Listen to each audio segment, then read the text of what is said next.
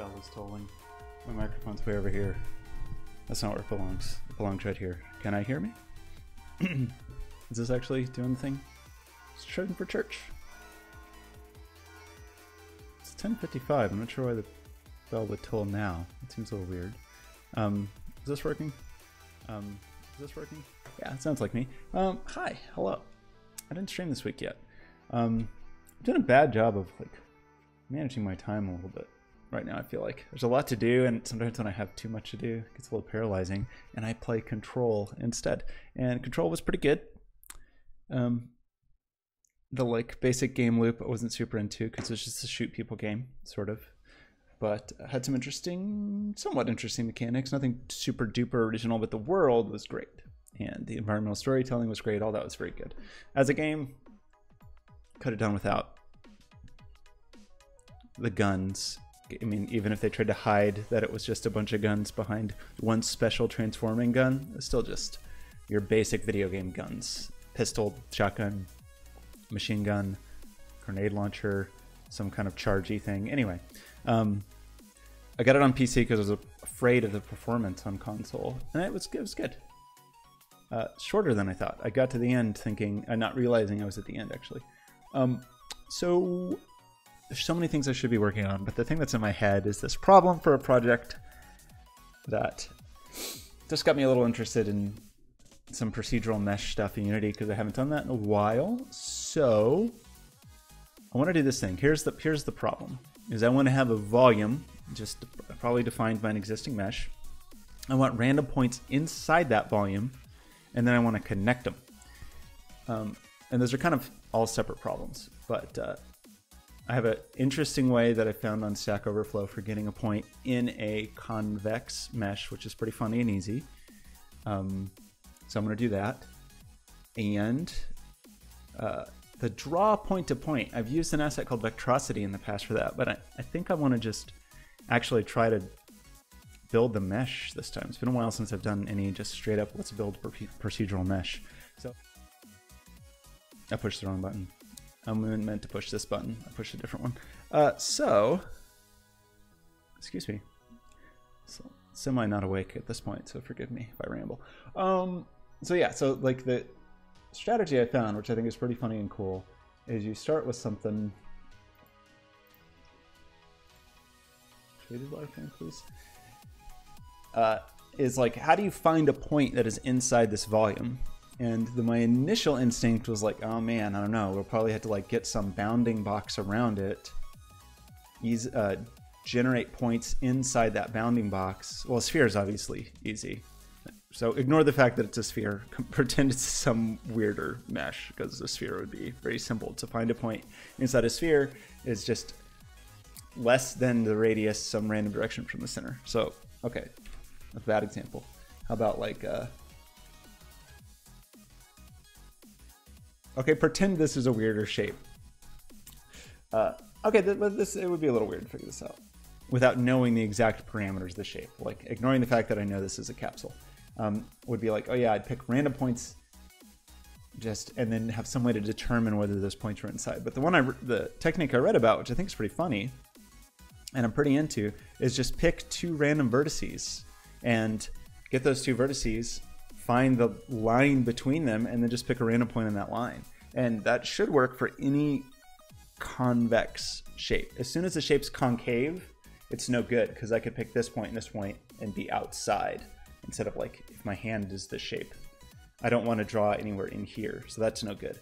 But as long as it's convex, it should be okay. So that is a parameter I'm okay with. Yeah, so what I would need to do first, I guess, is just find the points. So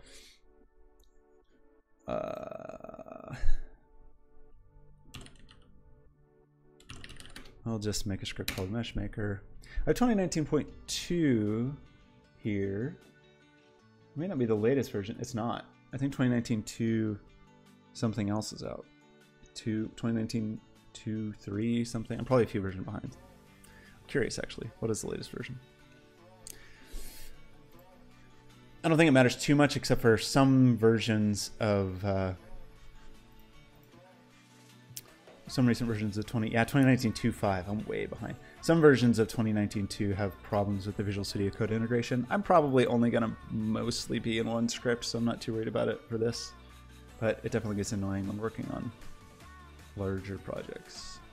Also, my last couple of streams, I've had crazy freezes. Like my computer is seizing up for 10, 20 seconds. I've tried updating a million things, updating graphics drivers, latest version of Windows, ran various diagnostic stuff. I don't know if I fixed it or not. We'll see. Hopefully it doesn't freeze this time. Seemed like it was maybe a Ethernet driver problem, maybe, but not totally convinced of that. So are we just not going to even open Visual Studio Code? Is that how broken the Visual Studio Code integration is? Cool.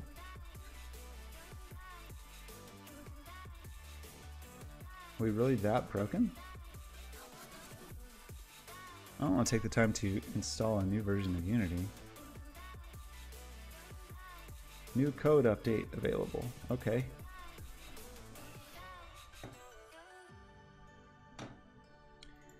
They split, I think starting in 2019 2.1, they split Visual Studio Code support into a package. Ah, there is a new version right there in front of my face. If I just update to this.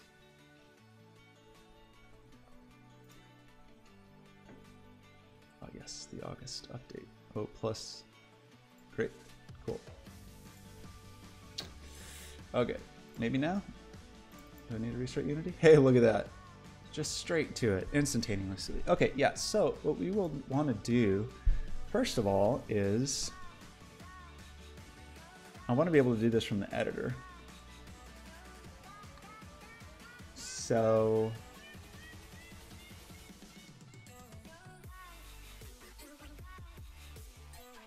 should I make a custom editor for this thing? Oh, is the freeze happening? Oh no, just my mouse not working very well. Well, maybe it happened. Did the video freeze? I don't know. Okay, yeah, so we want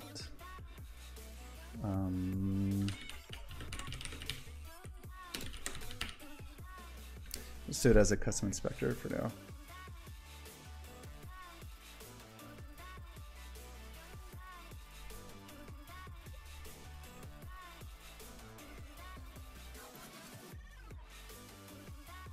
To remind me myself how to do this every single time.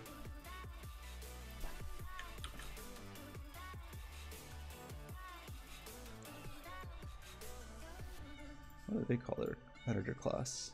Okay.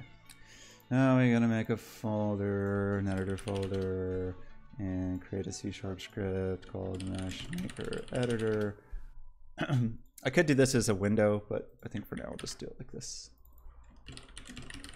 Meshmaker, meshmaker, make me a mesh.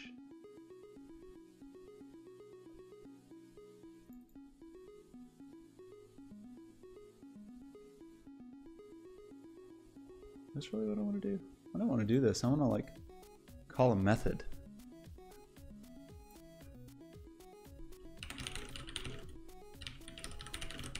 I should know how to do this by now, but hey, it's fine. One of the things that I do infrequently enough that I just have to look it up and remember. Oh, yeah, on here. That's all we want, right?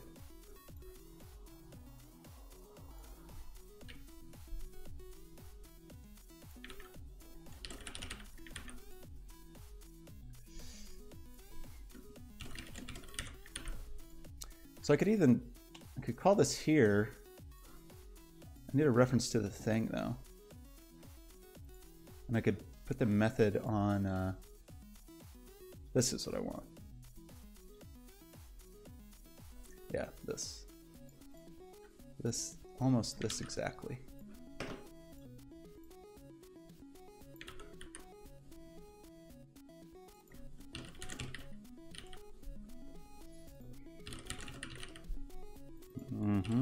Could have done that more efficiently, but that's okay.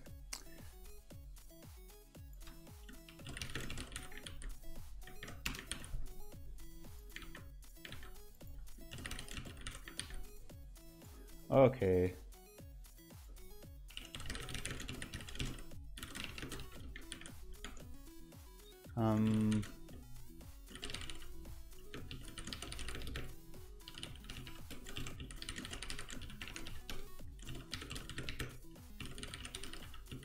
Is that not how this works?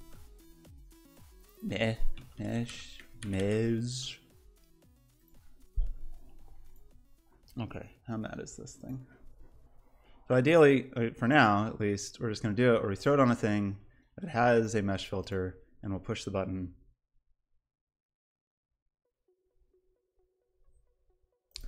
And it says, don't do the thing I just did. Because it leaks memory. Okay, shared mesh. That's fine. Okay, so then we want to do a thing. It's going to be a little weird. But for now, we'll just do like for...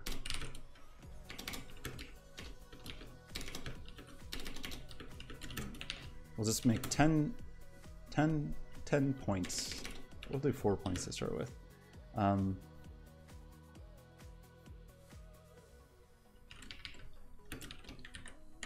So what we want to do is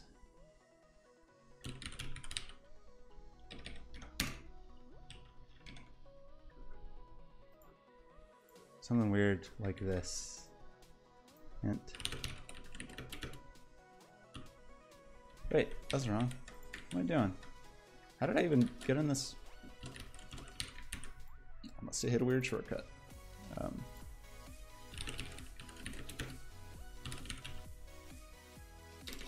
So we want to do like a random range between 0 and mesh.vertex count, I think. And since those are integers, it will not be inclusive, right? But that's not, yeah.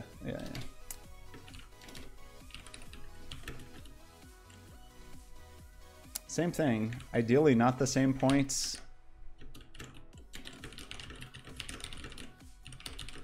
I'm not gonna do that now. Okay, so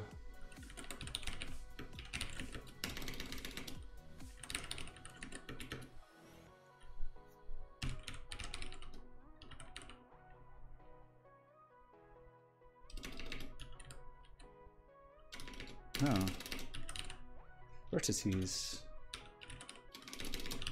So again, yeah, the idea here is just we just want 2 random points on this mesh.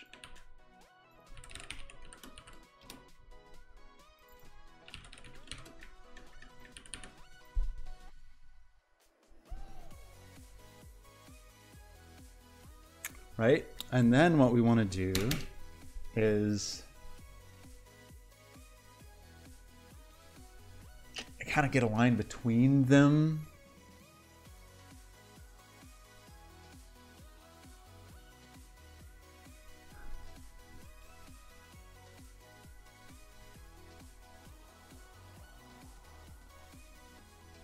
I don't know quite what I'm going to call this.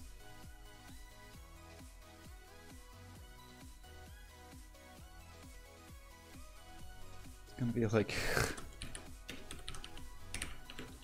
weird to call a line a vector 3, but it's gonna be essentially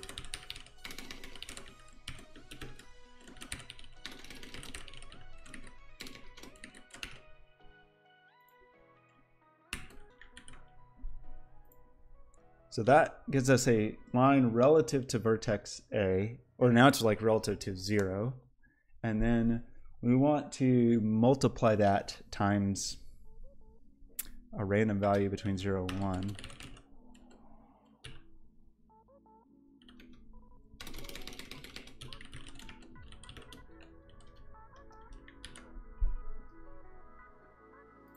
And then we want to add that back to A.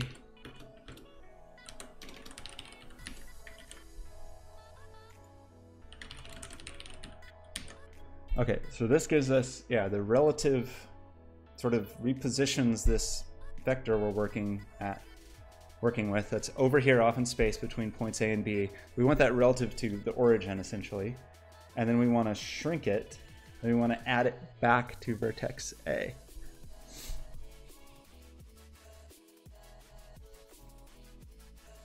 And that should give us a random point in there.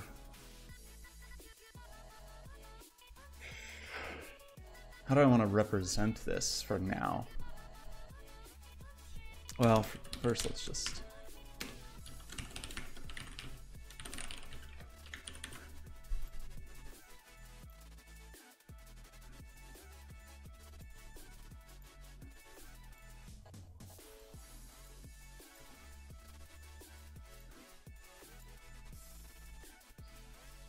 Okay.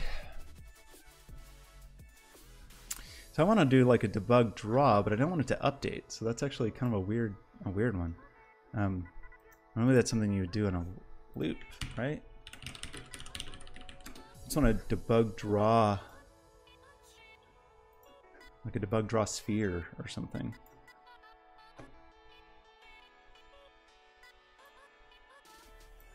That's gizmos though. I want debug draw. Is that not a thing? I can draw a ray.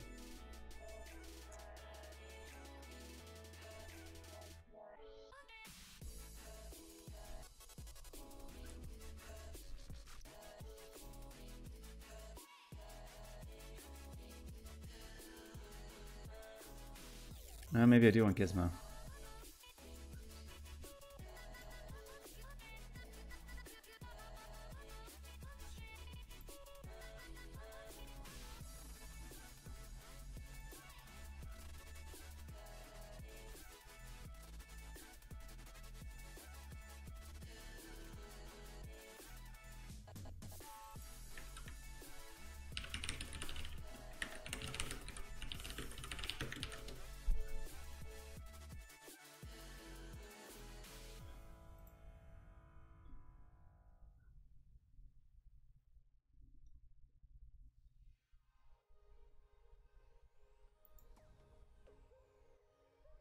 I don't know.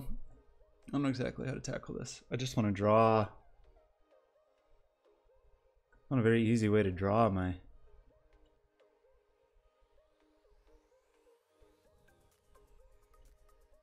gizmos.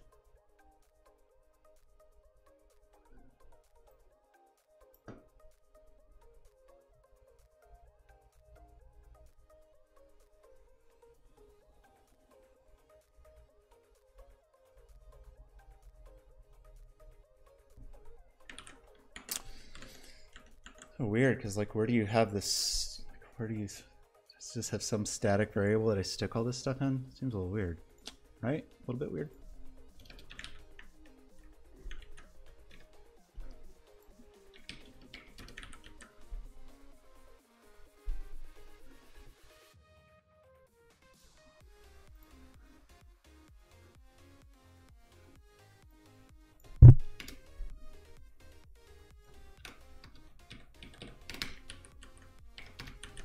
Do I need a if Unity editor for draw gizmos? Wouldn't that be a thing that's always a thing?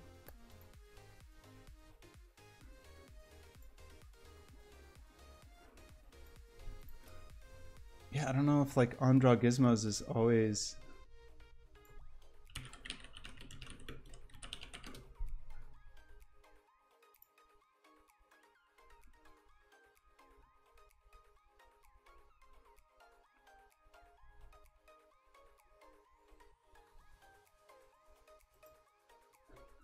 Maybe I actually do want this. I don't know. I'm just guessing right now. I don't do editor-y drawing stuff very often.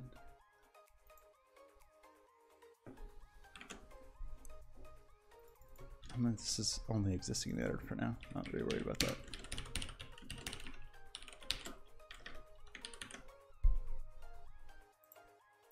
Is that only runtime?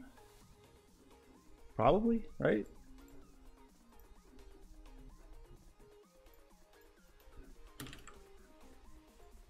I need to execute in edit mode for that.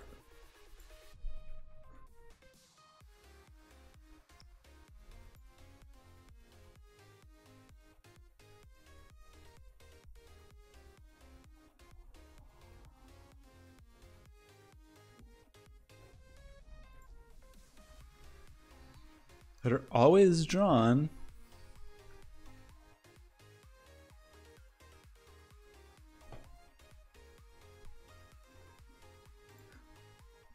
I forgot what I put in there though.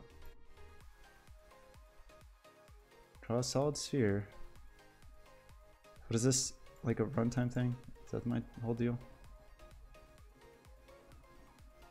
I just didn't have gizmos turned on. Okay. Well, great. So, like, what's the right way to do this though? Like, how am I gonna store this?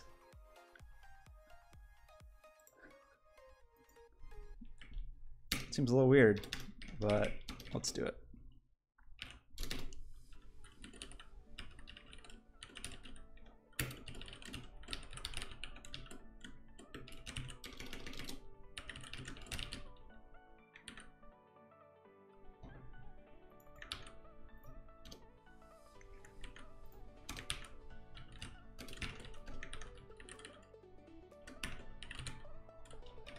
This is all temporary, so not too worried about it at this point, but still pretty weird. Okay, so we are gonna do that, and then we need to iterate through these. I think this will work.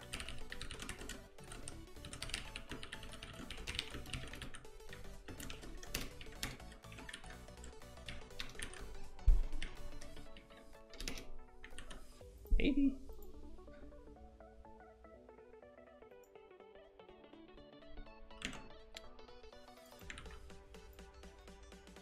Helps if you draw things at the coordinate that you want to draw them.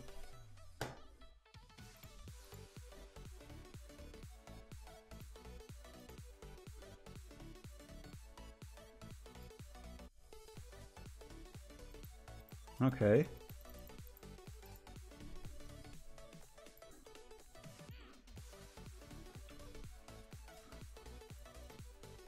Why am I only getting one now? Oh, because I'm clearing every time. Okay, don't do that. Clear before, then do it, and then we should get 4 points inside. Yeah, cool.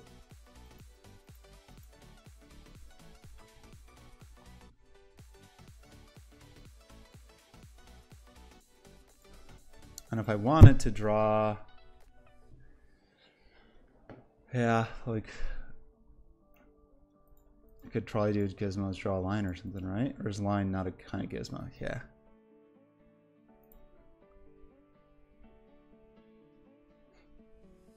So I could like randomly draw between these. Okay, so that's one thing. So now we have random points.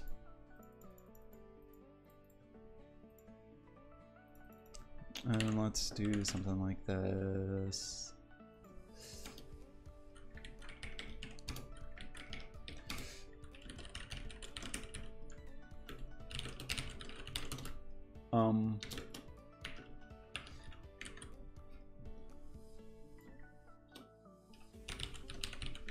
I'm just calling them vertices in some places and calling them points in other places. So cool.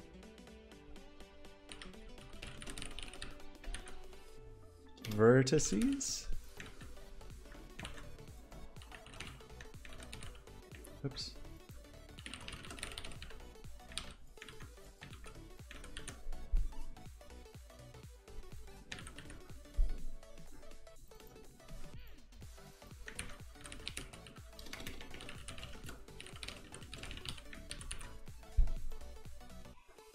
Okay. Now we should be able to do like 10, do this, and get 10 points. Cool. Those spheres are too big. Doesn't matter, but they're too big.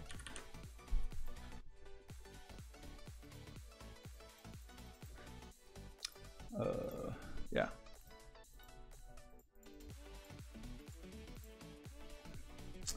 And since we are convex, we should always be inside or on. On is also valid.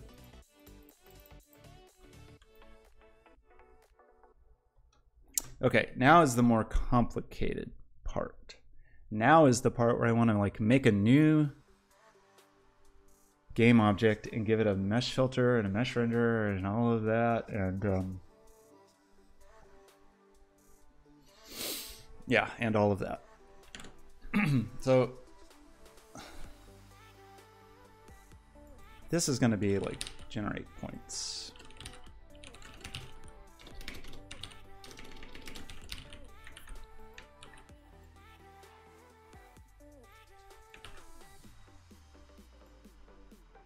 Oh, I'll probably still keep this.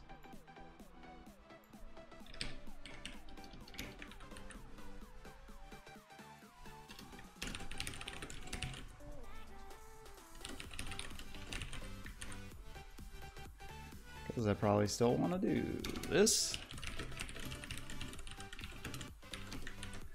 So we want to like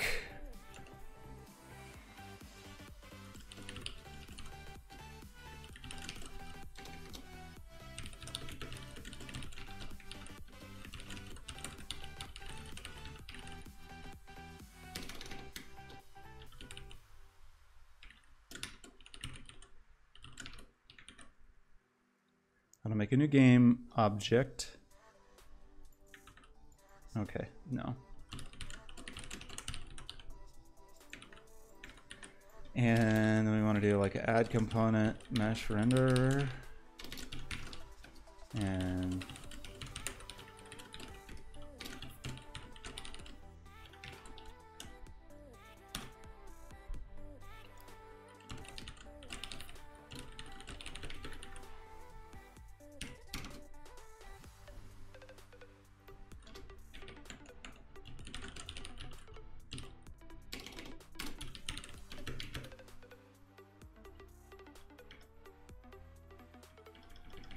first we make the mesh.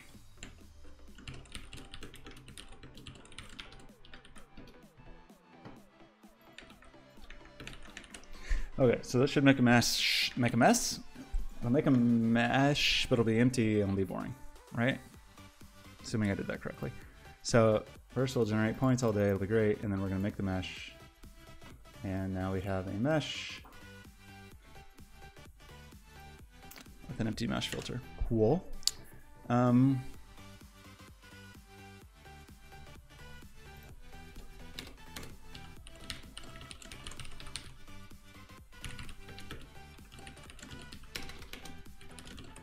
Meshmaker makes the made mesh.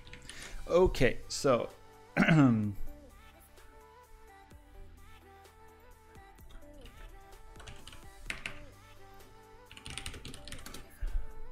want to make a mesh procedurally, and that will look a lot like this. Yeah, we have to make UVs. We don't have to. We probably at a minimum need some vertices and triangles though. So mesh.vertices is an array of vector 3s. So we should be able to do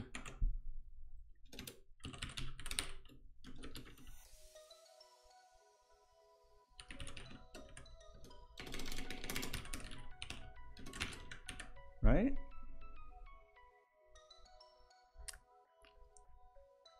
And then mesh.triangles is going to be weirder.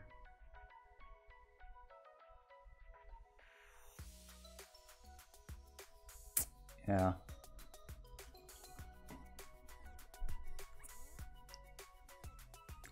Let's start with this.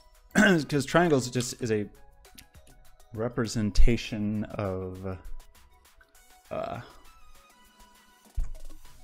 don't really need any of these, but that's fine. Mesh.triangles is the way meshes like this work is you have all the vertices and you just have a collection of all of the vertices, and that gives you all the points. And then mesh.triangles is essentially a fancy connect the dots, but instead of just connecting 2 dots, you're always connecting 3 dots. And so basically what I'm saying here is make one triangle that connects vertex 0, vertex 1, and vertex 2. So in this case, it'll just be my first 3 random points, which is not at all what I actually want to do, but it's a start, right?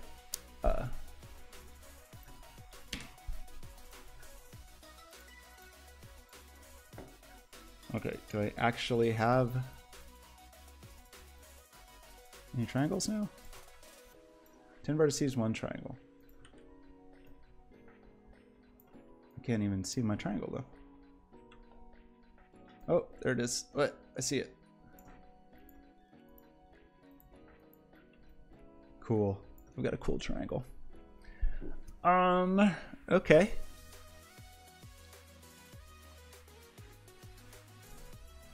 So yeah, that just represents a just the first 3 of those connected. Now what I really want to do is take 2 random points in there and draw a line between them. And a line, as described by triangles, you need a minimum of 2 triangles. And so I got to think about this a little bit because it's going to be a little weird. Because if you want multiple lines to butt together in a way that doesn't look horrible, it's going to be a little challenging. Also, there's lots of ways to do this. Like you could, yeah, the bare minimum is just a straight up line, but a line's a flat thing and you can't look at it sideways. So one solution would be to do 2 lines that interlocked like this for a total of 4 triangles.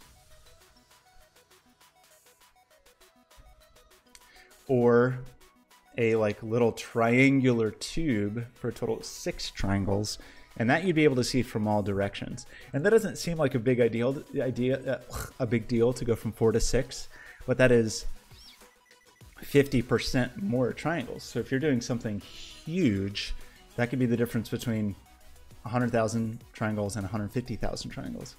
But I'm going to ignore all of those problems for now and just focus on drawing between 2 points.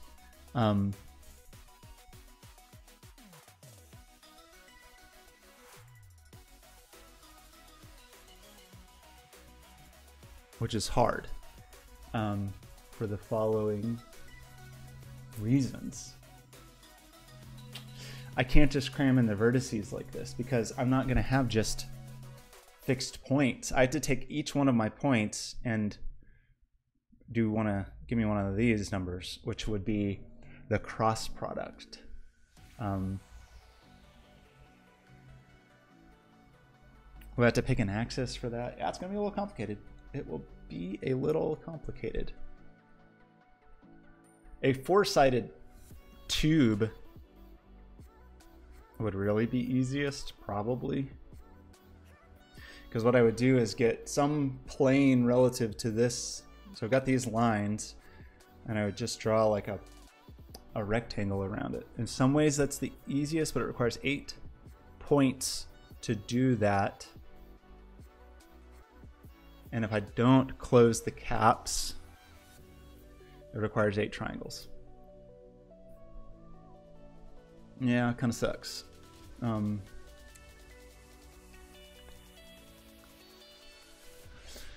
So, cool question. How do I want to do that? Biggest thing is I just have to remember how. And that means this little trick that we started with is nonsense. We can't actually do this. What we need to do is pick 2 vertices from here.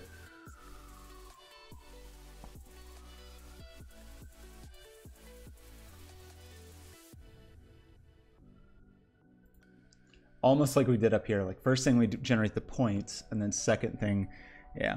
So we had to like build a little square around each of these. A little square that's oriented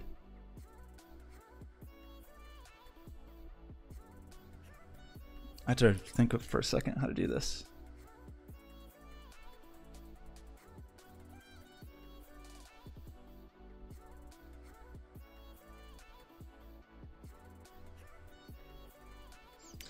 Because I have a normal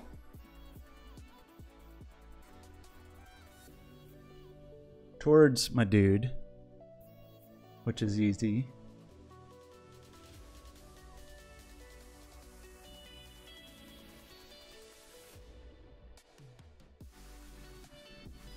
But cross product needs 2 vectors. I'm having trouble remembering how to do this. How do you do that?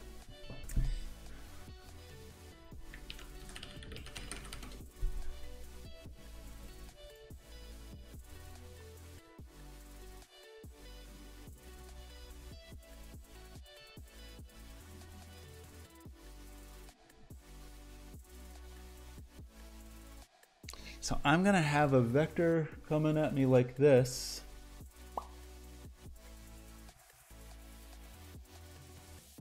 And I don't just want to use like the world up. I want the up relative to it.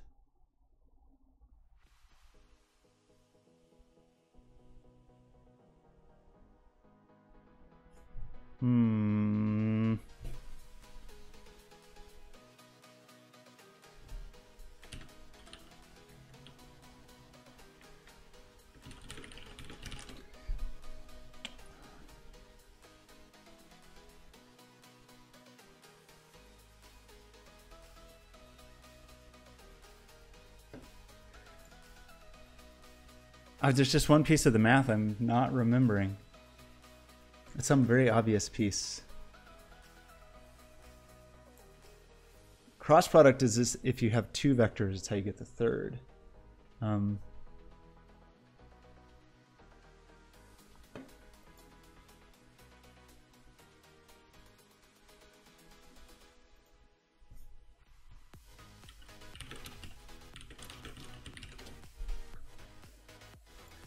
can find the normal to the plane, but I want the opposite of that.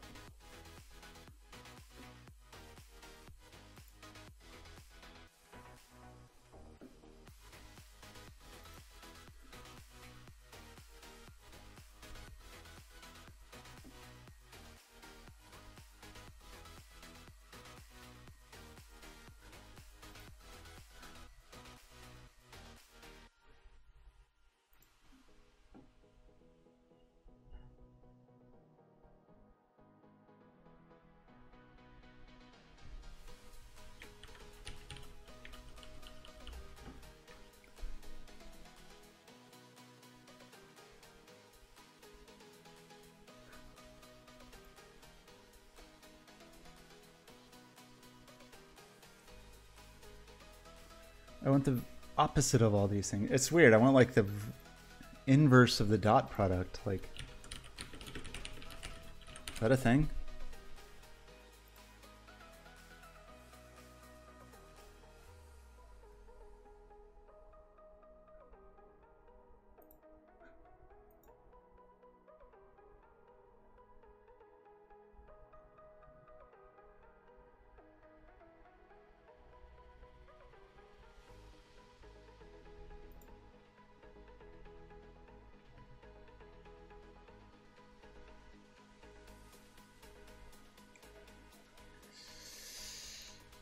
I really can't remember what this is.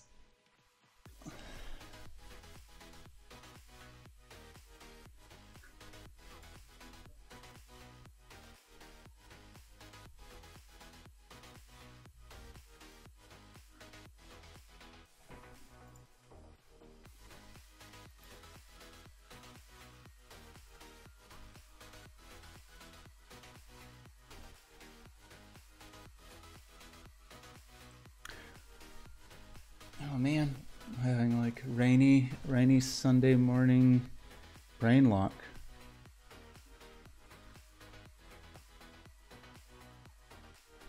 Let's see. So I know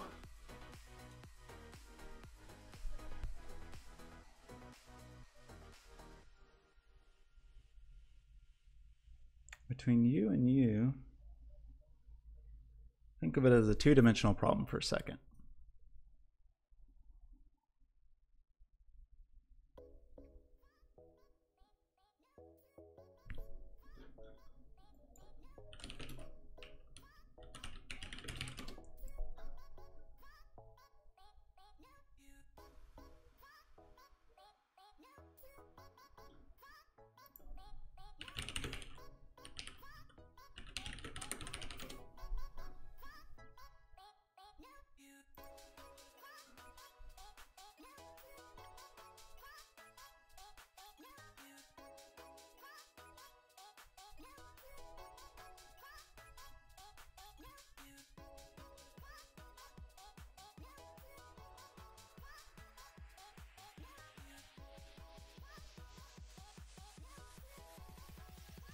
Yeah, but the problem here is I need 3 points, right? Yeah, that's like getting a face normal.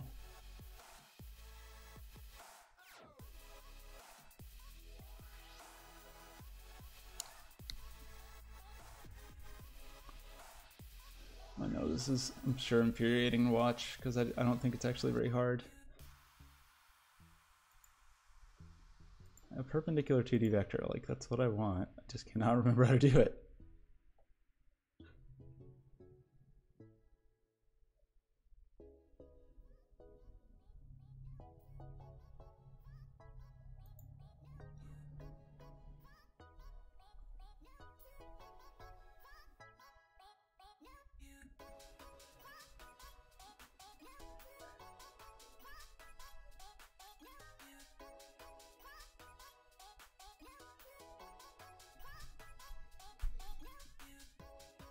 This is ridiculous.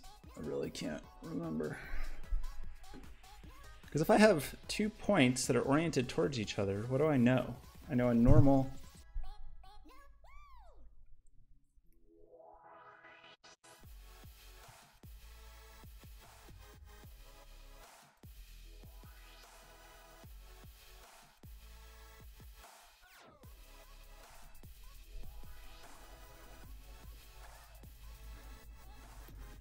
This is ridiculous. Can't remember.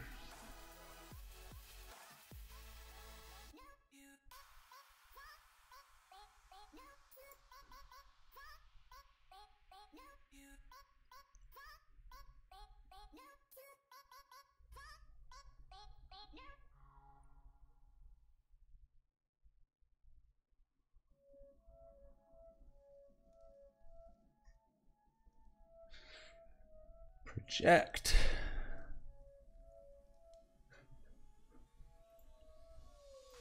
I'm just forgetting some really basic.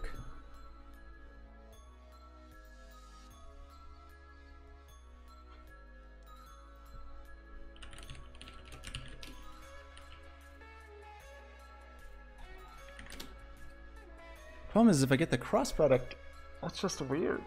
Is that really all I need? I guess I have the 2 points. We'll try it. We'll try it. I think I need to visualize it. I just am not remembering. Okay, this gets annoying now because then I'm gonna need like...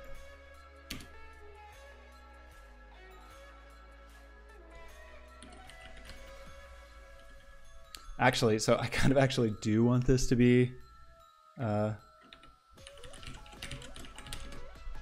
points.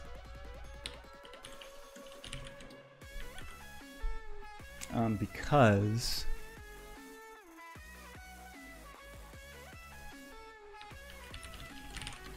these are just going to be the points from which I will generate the vertices. Okay, so we'll just do it like this. I need like kind of this exact same thing.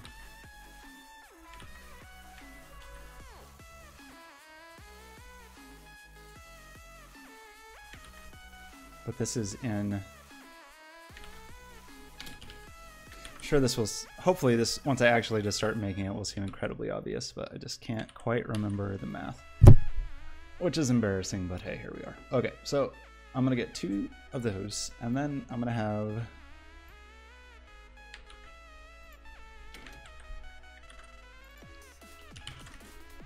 two points.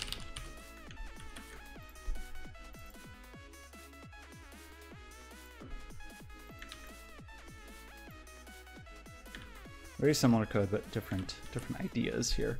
Okay, I'm gonna have 2 points. And I'm gonna get...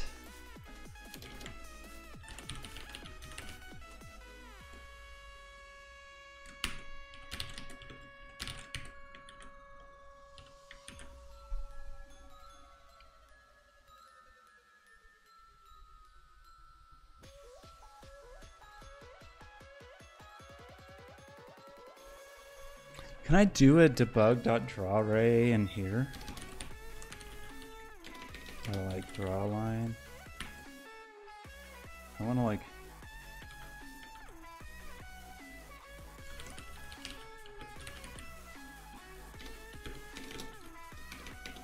I know this is... should not be hard. Just haven't done it in a while and forget the rules.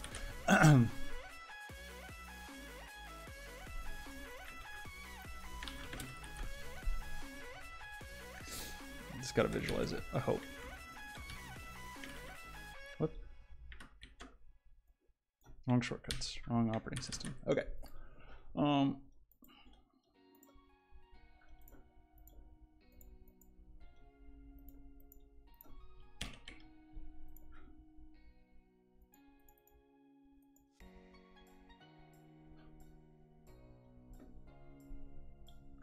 With the draw. Okay, we actually don't want to do any of this right now.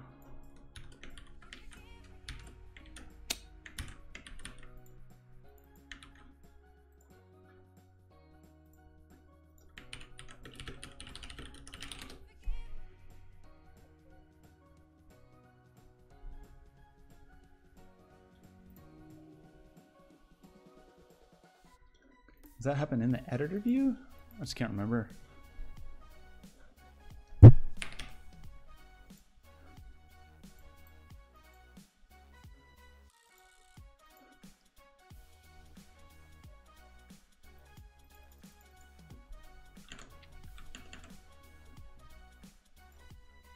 Okay, actually, let's just try this then.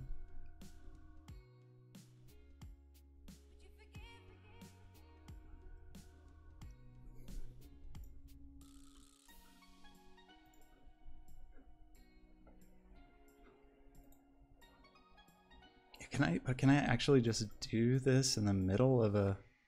I don't think so. I think I have to do it in there. Yeah, so that's not the greatest. Okay, well, this is maybe not a long-term solution, but let's try it. I gotta start hitting the right shortcuts. So...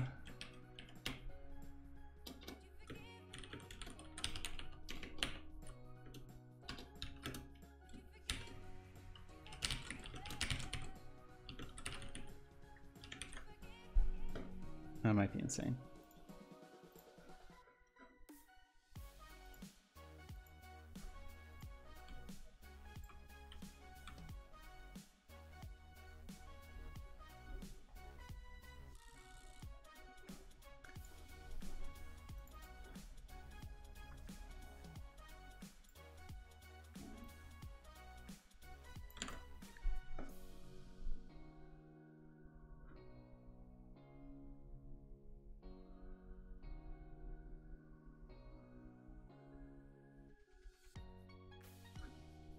I don't...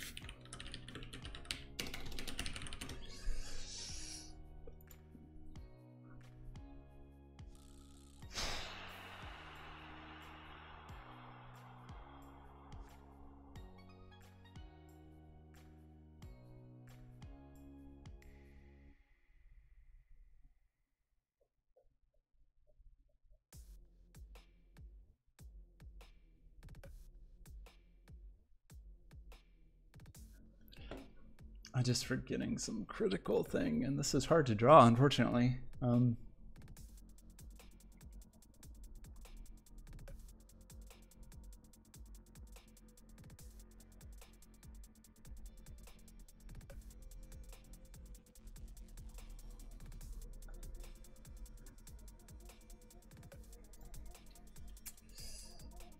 guess let's do this.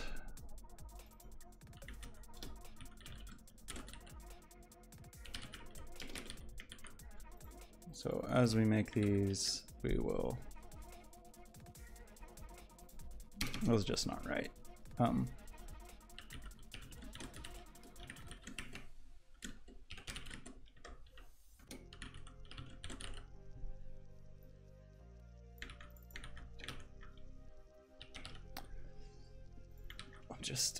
just waiting for it to come back to me. Something, anything, just come back.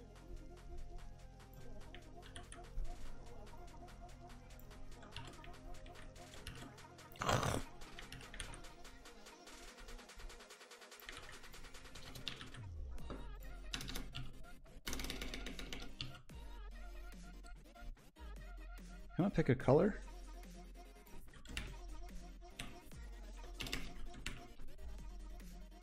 No?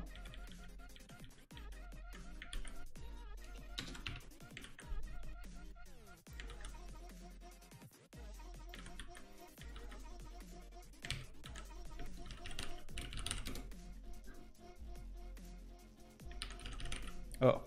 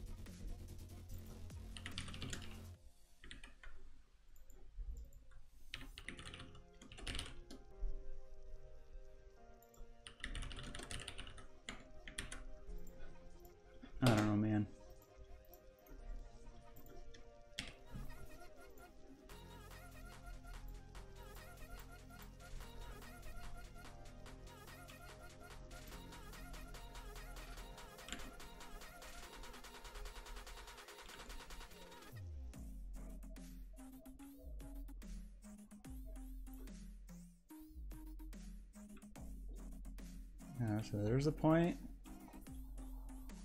Let's just make this 2 points.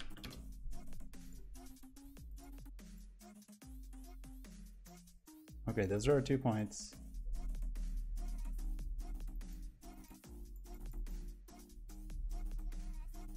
Oh, I didn't clear those, right?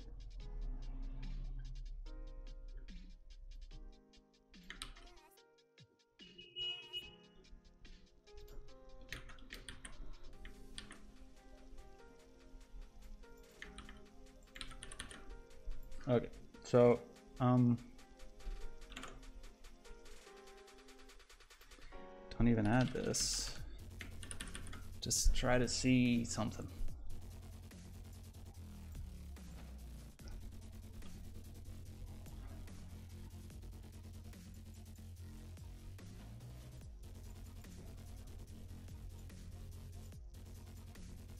Why would that change?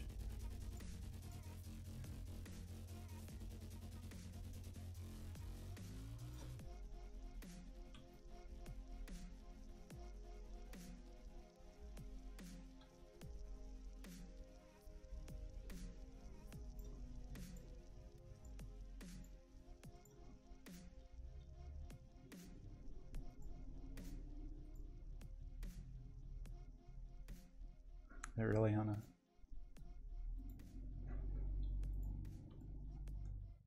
Where'd it go?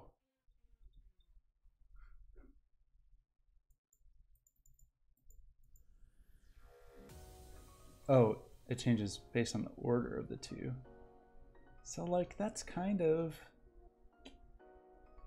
not what I want. I mean, I see...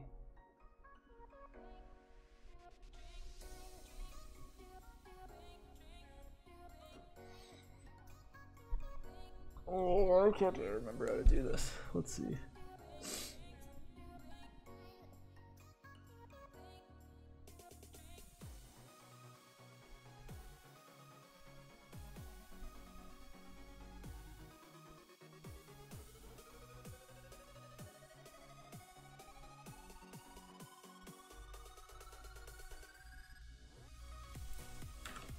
Maybe it's more like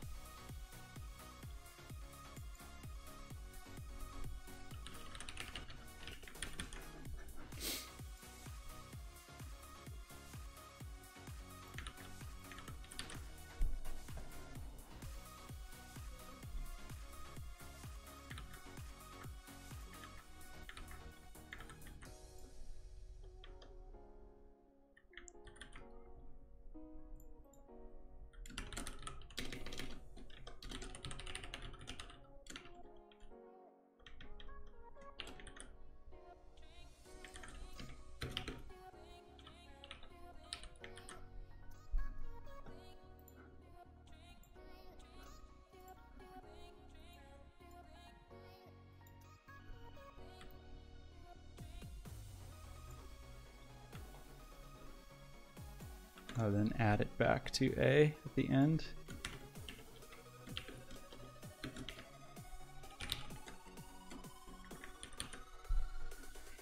There's probably some major way to do this.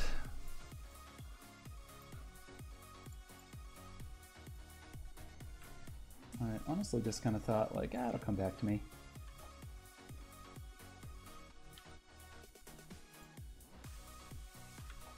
But it doesn't. It didn't. It didn't just come back to me. Too little.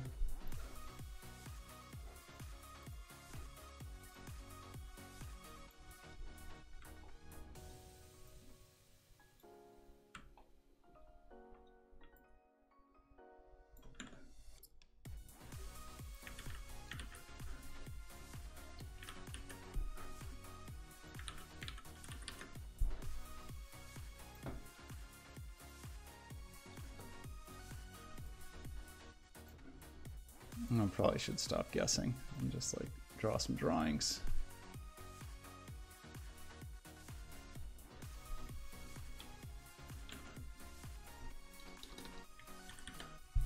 Why does this seem so not right?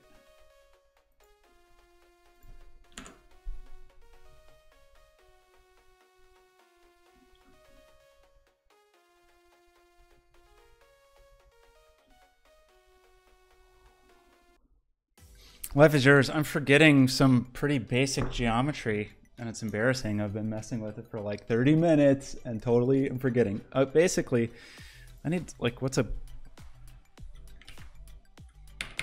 a basic thing to paint on. I'll just use MS Paint and just draw a cool diagram. I should draw it anyway, just to think about it. Okay, so given 2 points in 3D space. Actually, it's just in 2D space for now. Just points in 2D space. I obviously can figure out this vector. Boop. I need a vector that goes up and off, but like in such a way that I can draw a box around this thing. So I just need this vector.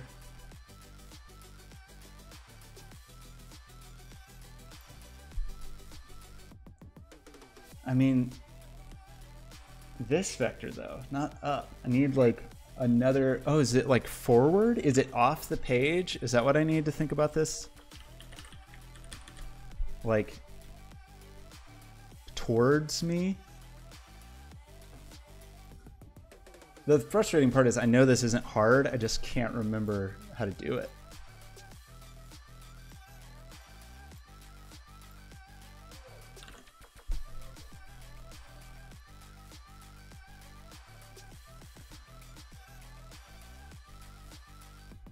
But I need, okay, so I have the line between the two, which I get from subtracting one by the other, and then I want to normalize that.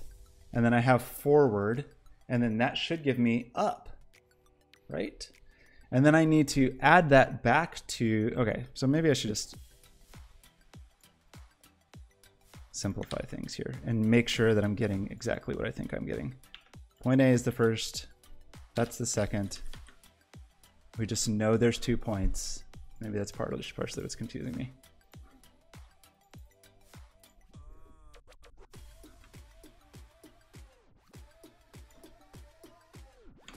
Point 1 is way too big.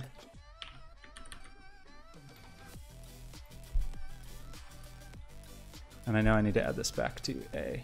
Just not doing it yet. Okay, maybe that's right. So now if I add this back to point A,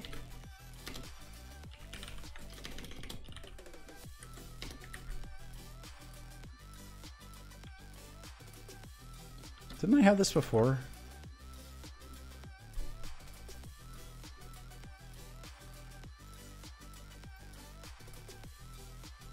Uh-oh. What did I do?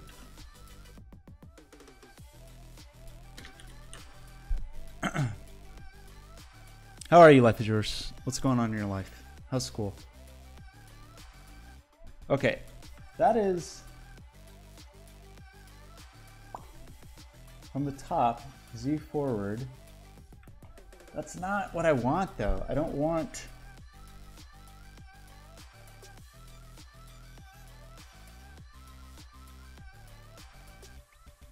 I want it on the plane that is perpendicular to that vector. I want any point on that plane, like any point at all.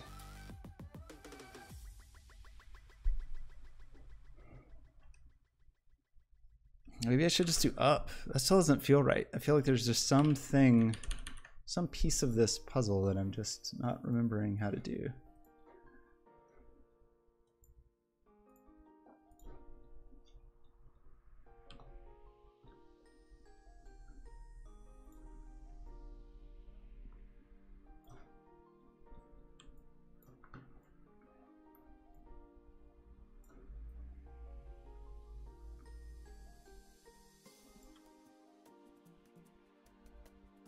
Extreme shut-in. I've been kind of a shut-in for the last few days also.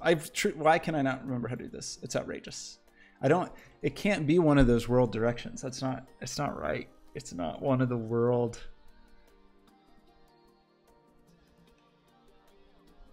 World direction. I want any point, basically like any point on a perpendicular plane.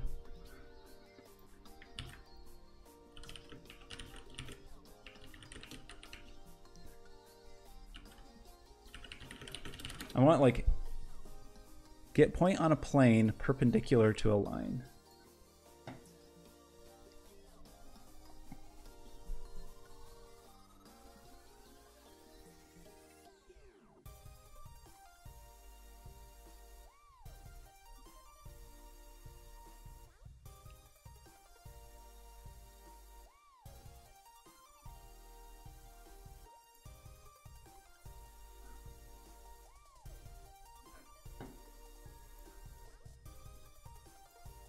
Right?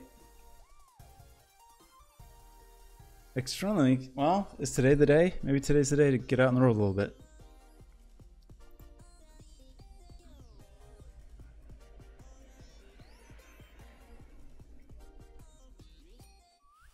I just need like one more vector and I can do all this. I just can't remember how to get it. It's so frustrating because I've absolutely done this thing before.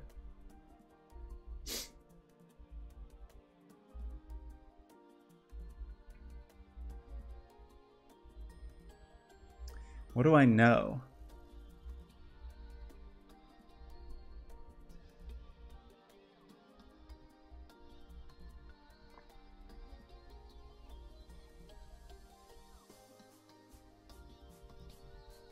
I know 2 points. I just need some other vector that is 90 degrees to that. So does that help me? Is this a Pythagorean thing? 9 p.m. The day is young. You can get out there, get some food, get some cool fresh air on your face. Well, I'm sure somebody's watching. Someone will watch this someday and just be astounded at how I cannot figure this out.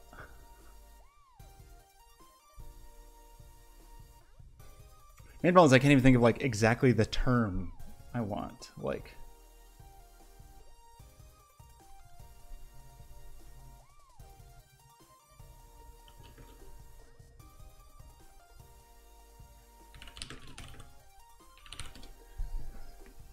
I want to like extrude along a line, sort of. Like, what do I look for?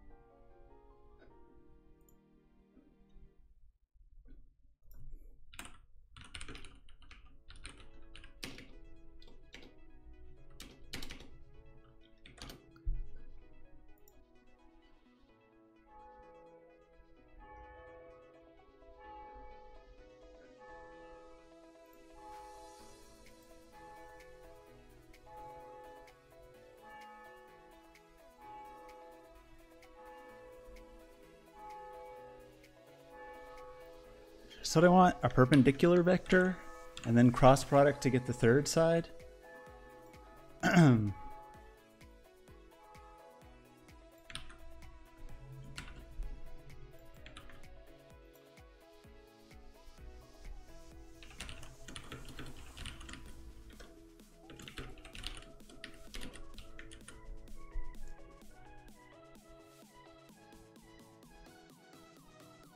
It's only vector 2 though.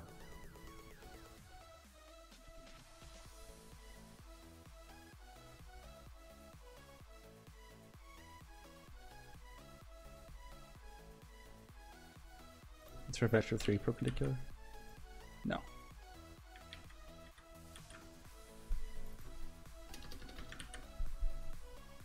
You can't add a vector 2 to a vector 3? That seems lame.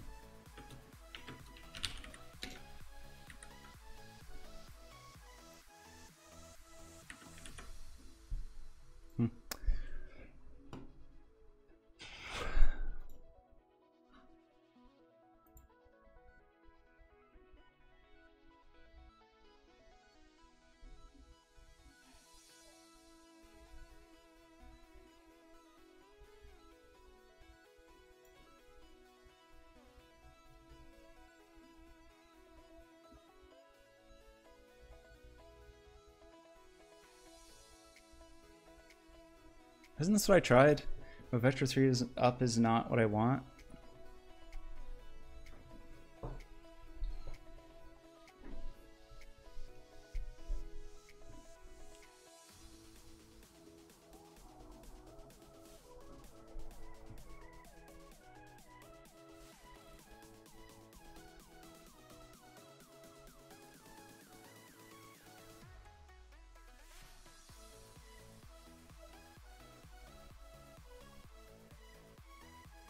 I think I do want cross product though. So okay, right. Yes.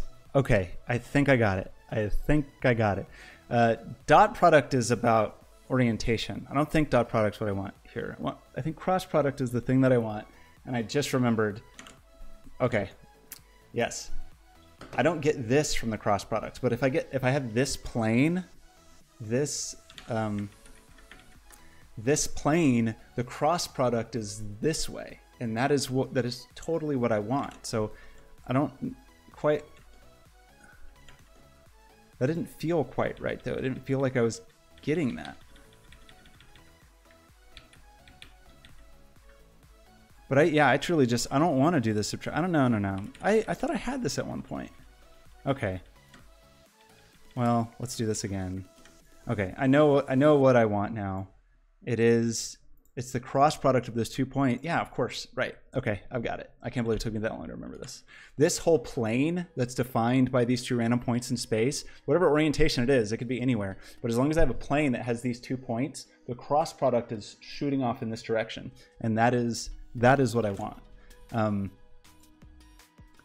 Man, sometimes, sometimes just lose the thread on something. Can't believe it took me that long. Some future person is going to watch this video and just be outraged.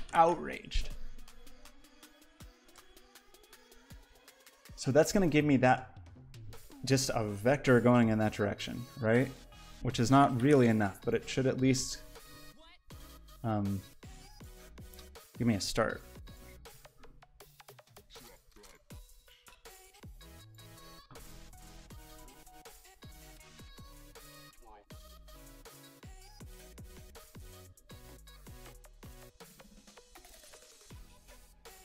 Yeah, it would be easier if I could like visualize the plane created by those 2.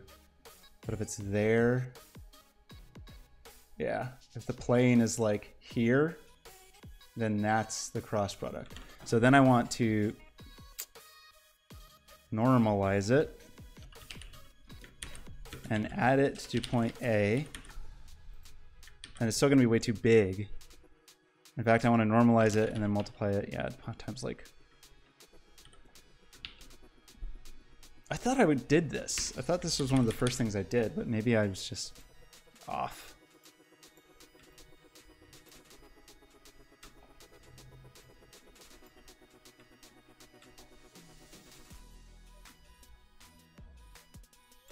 That's too little to see what's going on.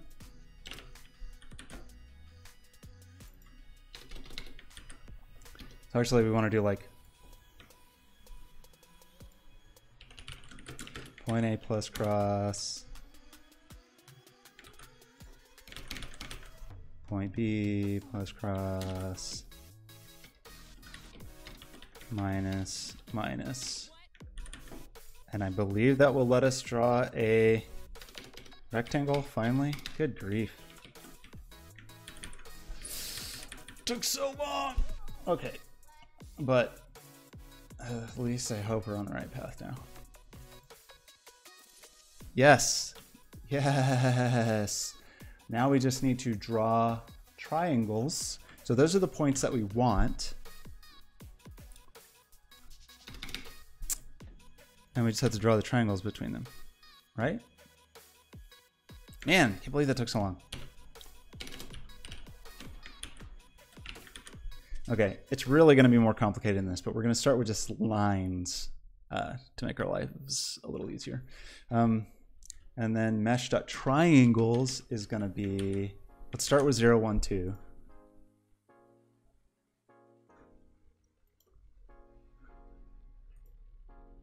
Wait, did I say splines?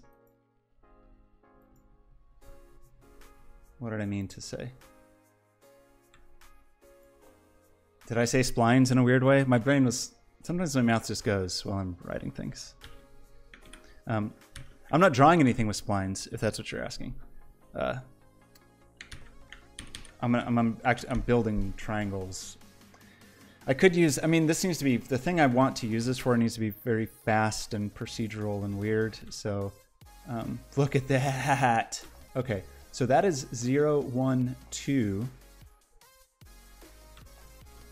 Both sides of A to B, and now we need both sides of B to A, but I'll probably get the order wrong. That's 0, 1, 2.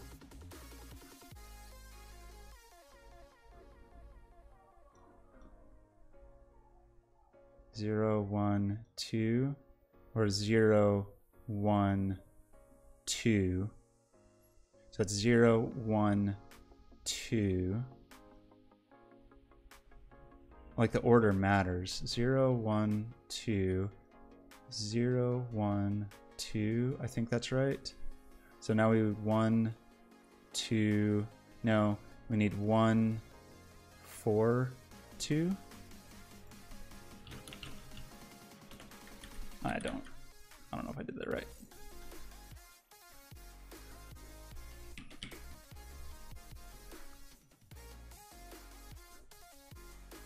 Uh-oh.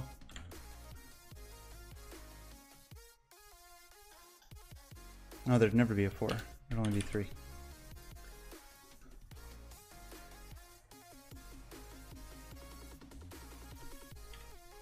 Wait, oh, that was the wrong one. I deleted the one I wanted. Okay. Look what we did. We made a line. What a pain in the butt. Okay, yeah, I want lines. Yeah, lines like this. It's quads, essentially. Incredible.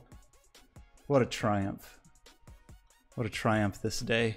How come I lost the drawing of my points? Did I turn that off? Oh no, I just only have 2 now. Ha.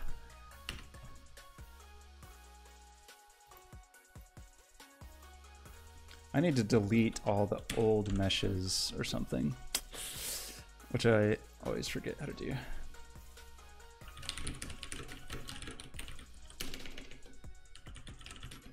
Guess I could just store the last one, but I'll just delete all the babies. I want the backwards iteration. This is my preferred. No real reason, but it is. Okay. Yeah, that's one here. We'll delete the old one.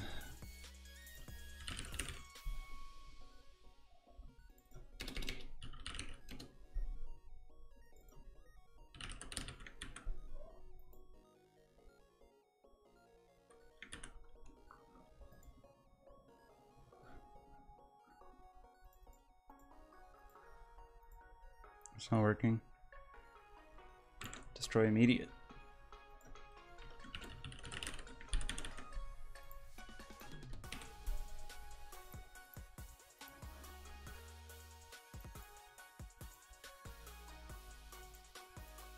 No.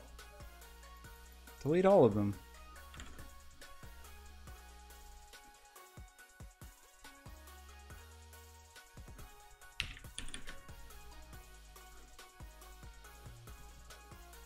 What did you find? Cool. Beautiful.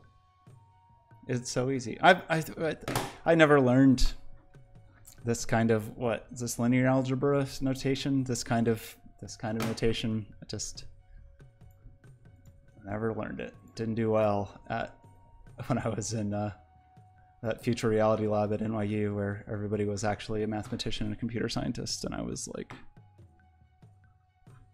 in English, please. Okay. Now, can we do this? Make a new mesh every time? Yeah.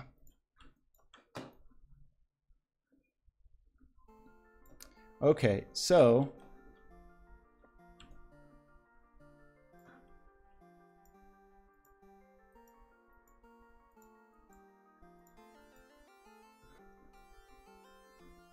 That's how we'll get our lines. Our line thickness. Yeah, the tags were not great. Here's the simplified explanation here, and I can't believe I just forgot the very basic premise of this. It actually helps to draw the MS Paint thing, but like if you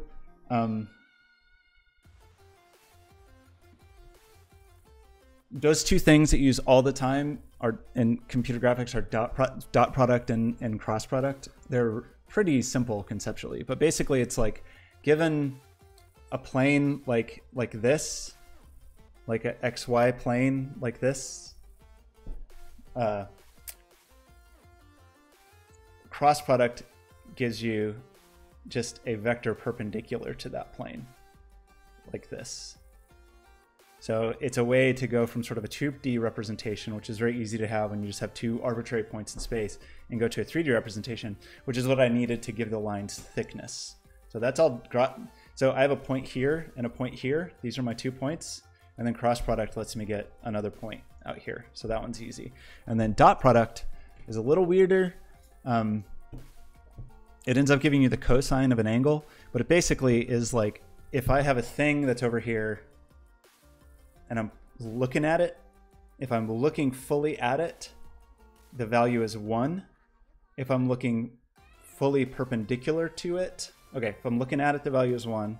If I'm looking perpendicular to it, the value is 0. And if I'm fully looking away from it, the value is -1. So it's a way to sort of know whether you're facing something or not, kind of. Ray tracing, basically. Well, it's for simple lighting calculations. That's how you do it. Like really simple lighting. You have a sphere or something, and you want to say for any point on that sphere, oh, if this is a light and I'm shining a light this direction, how much light should hit this thing? If it's fully in the front, just multiply. You can almost always, if you normalize the dot product or remap the dot product from -1 to 1, which is the normal cosine range, remap that to be from 0 to 1, it basically means. Actually, no, for a face, you can even keep it with that. You just multiply the dot product times like the color value. It's a way to fake light because it's like my flashlight's shining here, and then as it turns away, it gets less light, less light, less light until it's perpendicular. It would be 0. So it's getting no light from this because it's perpendicular. And then once it's facing the other way, that's another thing. I don't know if I explained that very well. Anyway, but those are two. Is that linear algebra? Just algebra, geometry? I don't know. Those are the two super common vector math constructs used in computer graphics all the time. Okay, so we can now do this and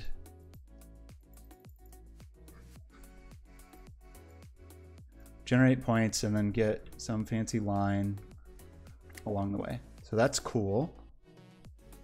And we could do that for any 2 points we wanted. We would never want to repeat that. So whatever.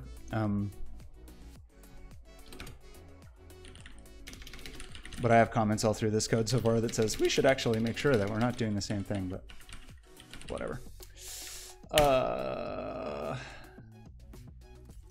In fact, I kind of want to, like, every time I draw from a point, like remove that point from the pool or something. I don't know. I guess I could go iterate through the array and for every line like draw only to a remaining point. That would be one way to do it, but then nothing could ever get 2 connections, which would not be ideal. Thickness equals 0.01f.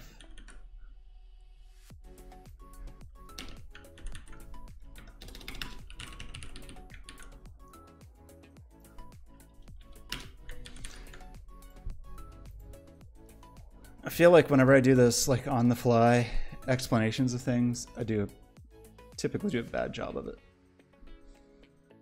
because I rush it and I'm thinking about other stuff. I mean, when I do it on stream, if it was not on stream, maybe I'd explain it a little better. Okay, that's still very thick.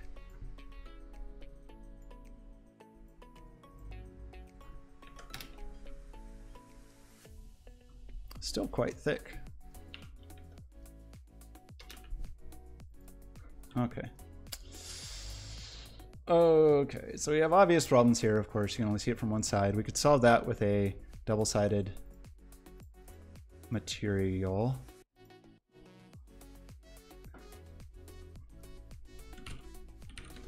Mish. It was decent? Yeah, thanks. If you want to watch, there's a million, if you want real math explanations, there's a million people on YouTube that'll give real explanations. So it's kind of annoying that Unity Standard Shader does not let you choose double-sided. The lightweight render pipeline does. Maybe we should just switch to lightweight render pipeline. That's where I typically do everything now anyway.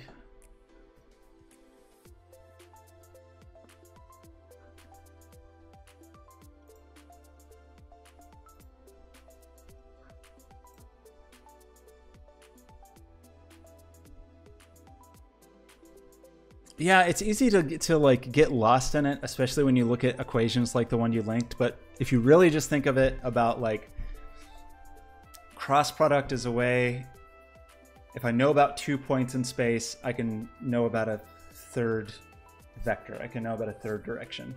Like 2 points, just 2 random points anywhere, call those a plane, and then you know a point off of it. So you use that all the time, cross product. And then dot product is just how much you're facing something.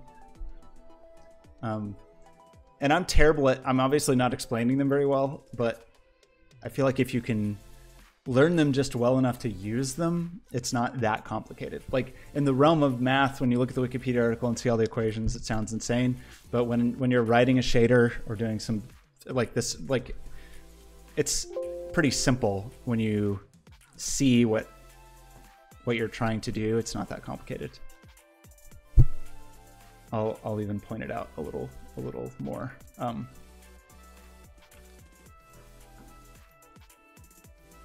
Like see all of these random points. All I'm doing here, let me make my lines thick again.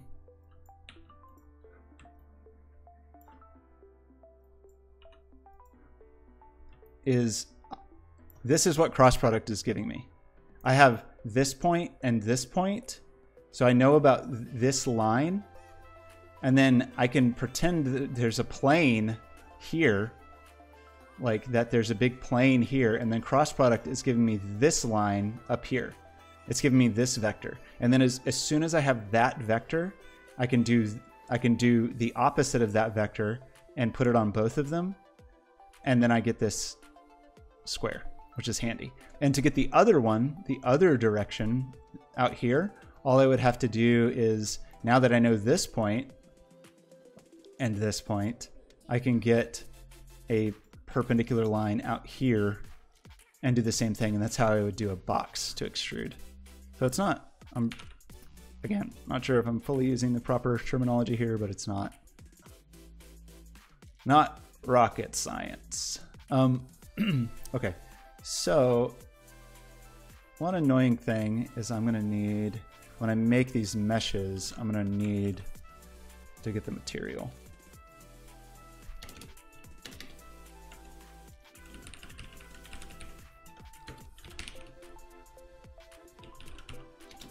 Oops. Shouldn't be that big of a deal, because I think if I get the mesh renderer, I have that, don't I? Yes.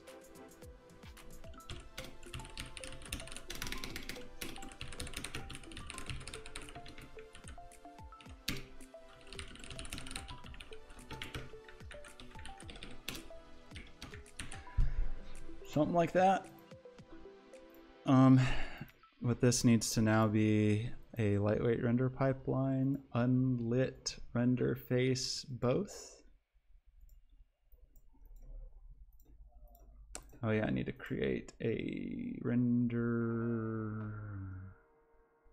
Where is that pipeline asset? And then I need to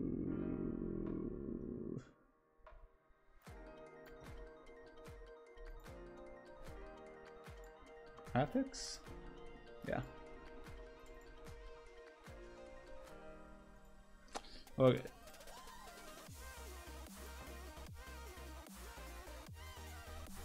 Cool yellow line. Terrific. Okay, I got a cool yellow line. So I got that going for me. It took me an hour and a half to get to a yellow line.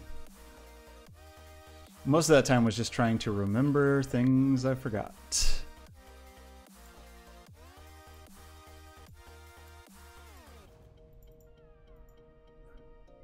Okay, now I can do a thing. Okay, so now I just want to connect these.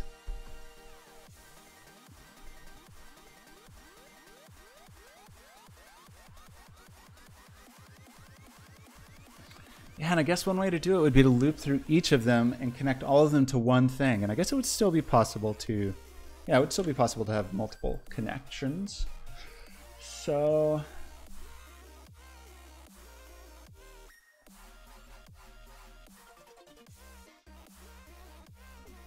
it's going to be a little weird.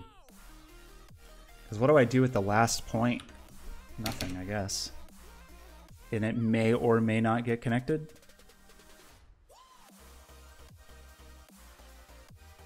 I don't know.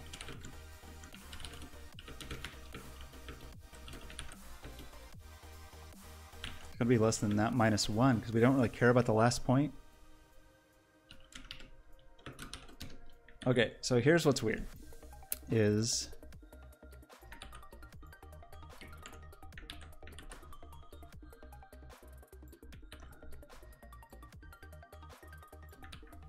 well, index A is always just going to be the index we're on.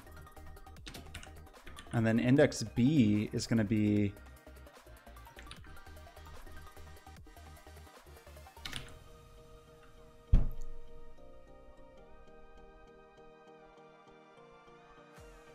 a random number between,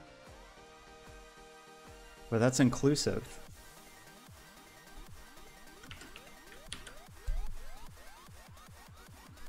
And the count.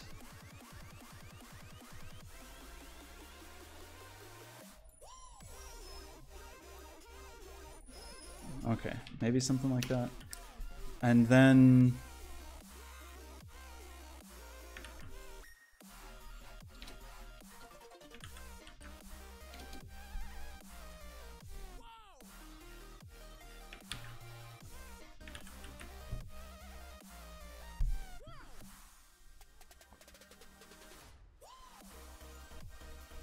we need like a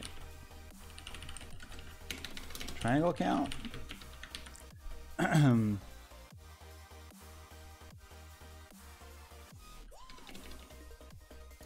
Hey boy,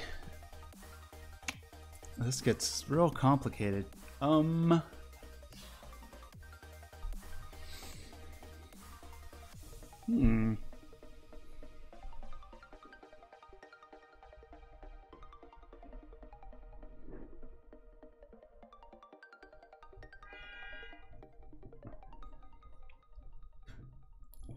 I guess we want a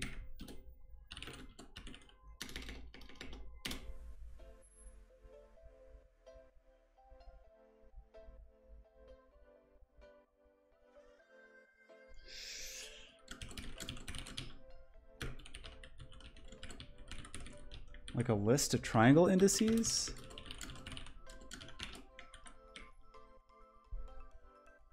And then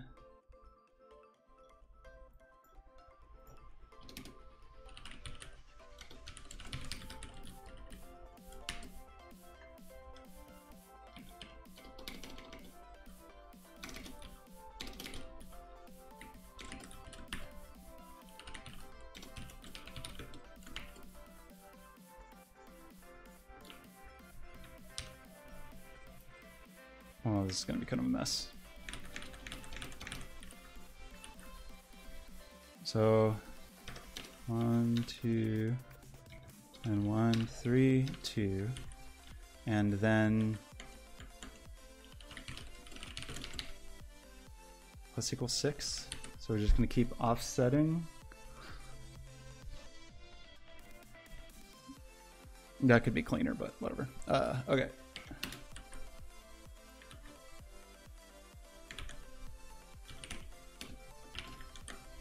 Something like that?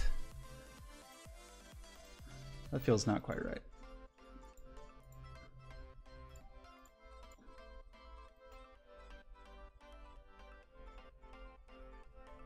Index count 42, vertex count. Okay. No, this should just be plus equals 4. Because that's the vertex count, not the triangle count.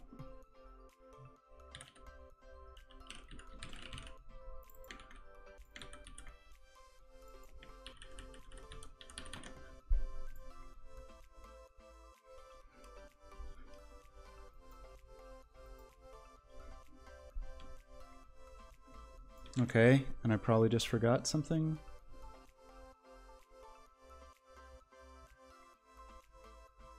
Yeah. Surprised it let me do that. That was a lot of overlapping.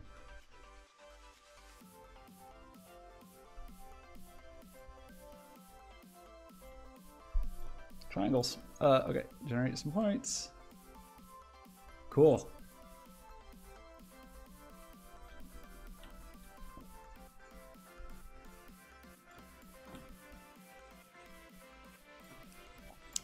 Excuse me, so now if I do like 100,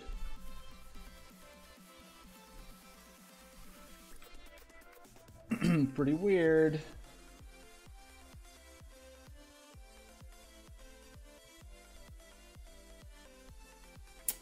So then the next thing I would maybe want to do is to like not let them draw too long and kind of always force them to find a nearby point, kind of like a max distance. So for every 1 point, then I would iterate through all other points. It's probably not the worst thing in the world to draw to one twice, but I mean, especially while I'm still figuring stuff out. But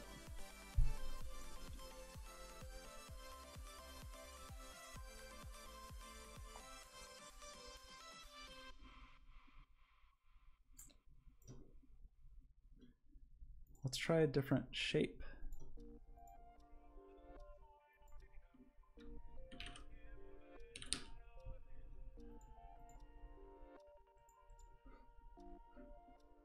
If I do it inside of a sphere.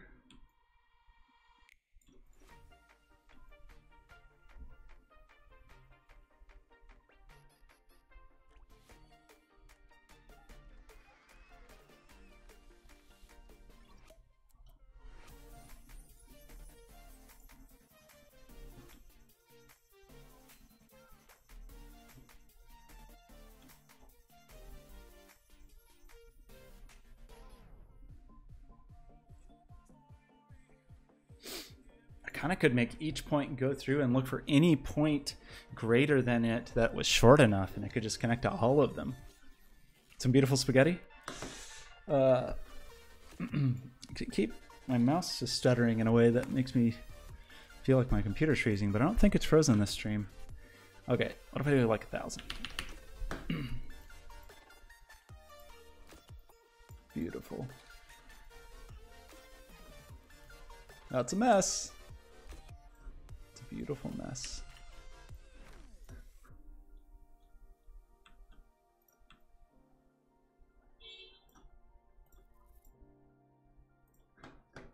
Make this even tinier.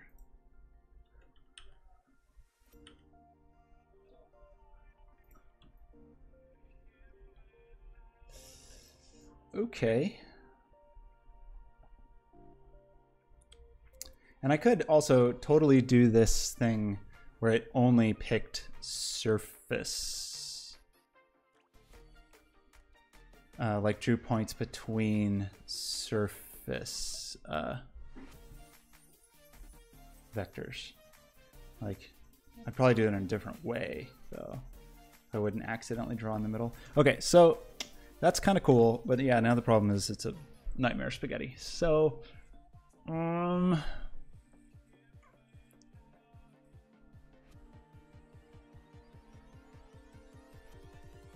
I know this at this point, though?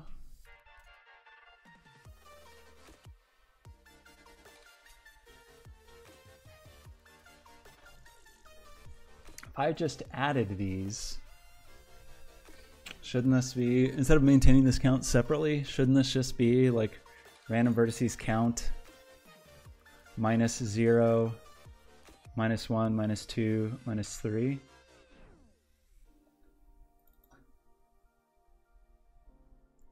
I think it is.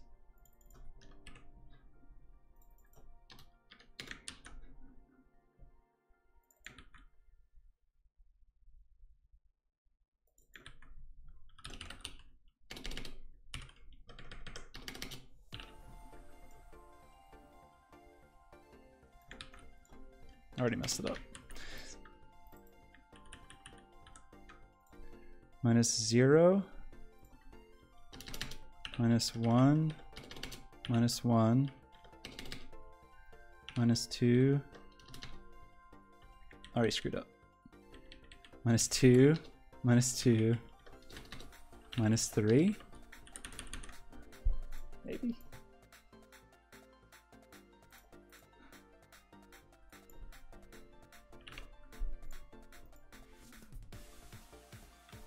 Seems like I messed it up. Okay, what did I do wrong?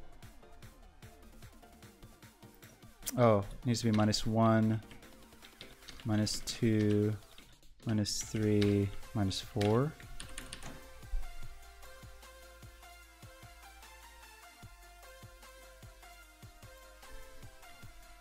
Is that not right?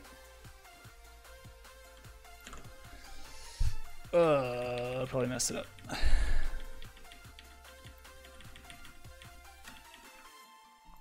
You're probably supposed to be -1.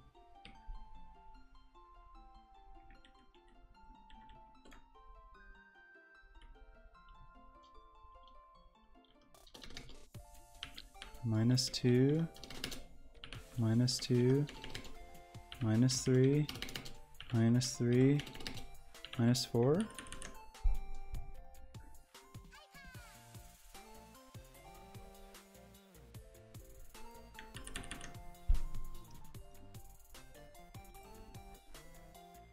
Guess I could have changed the order of that to maybe make it less confusing.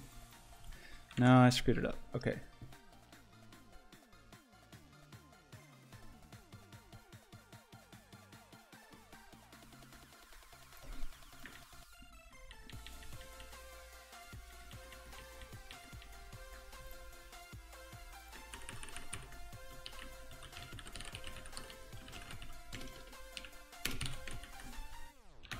Oops.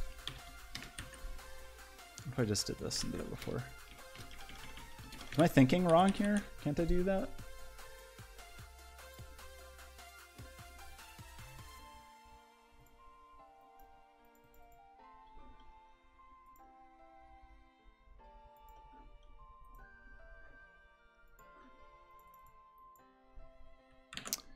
What did I do wrong?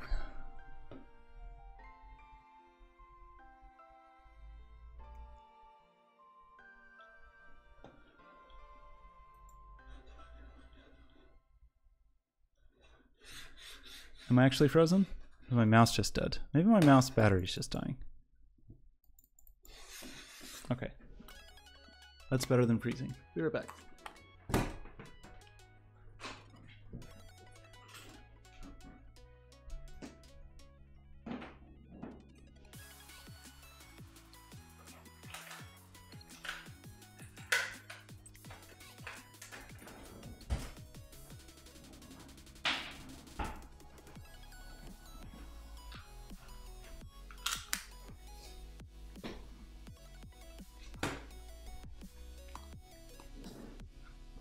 Now we're good. Now can we work? Okay.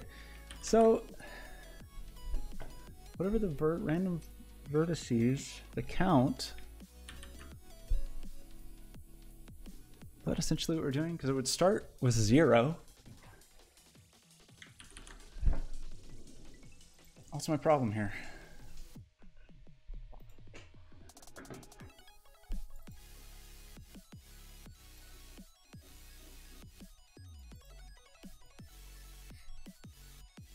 That looks like a thing, so why can't I?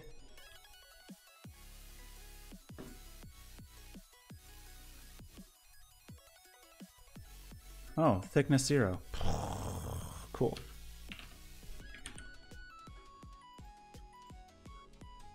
That makes much more sense.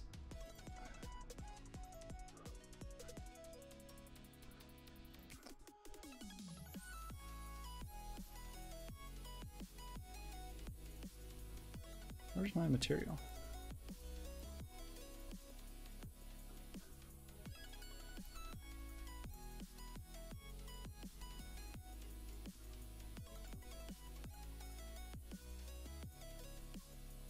Wow. Okay.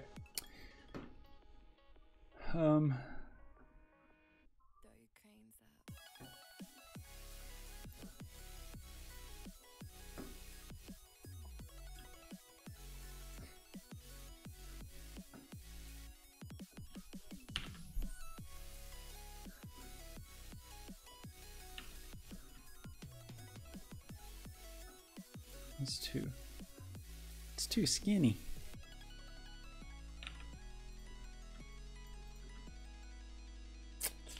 Okay, what was I doing next? Okay, the next thing was to do what?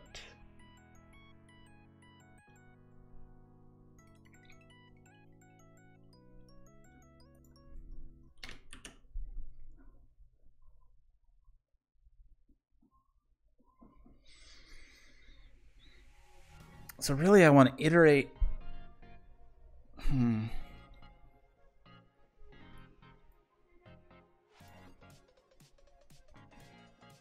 I want to get my first point, and then I want to iterate.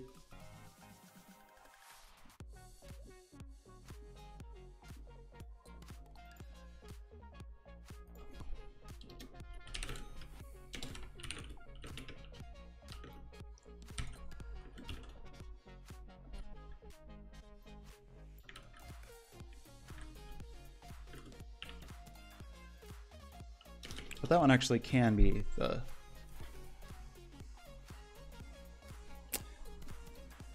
Now in this case, I want to start at I.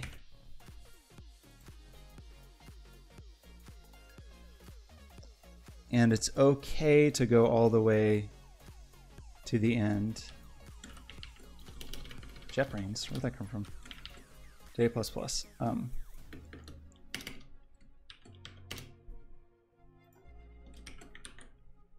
And then index B is really just J now. So this will draw between every point and every point. So this will look insane, I think. Even more insane. Yes, pretty cool. Actually, like, kind of into it. So what if we only had like 32? Yeah, so this is every point and every point, which is neat. So, but now what we want to do is discard any point that is too, where the distance is too great. So we don't need this or this. So you can be I, and you can be J.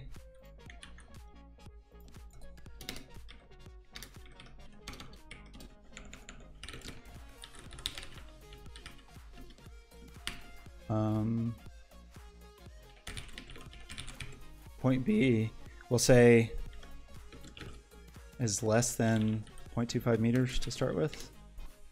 So we're only going to draw lines between points with a distance of less than 2.5 meters.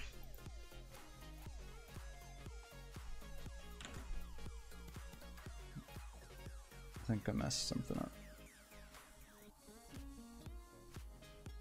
Miss a level of scope here.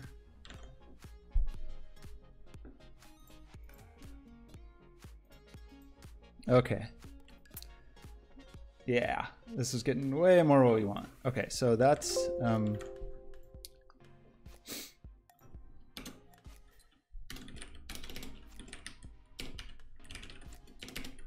woof.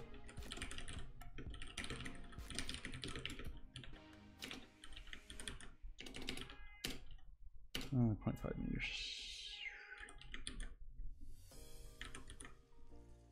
So as long as we're less than the max distance.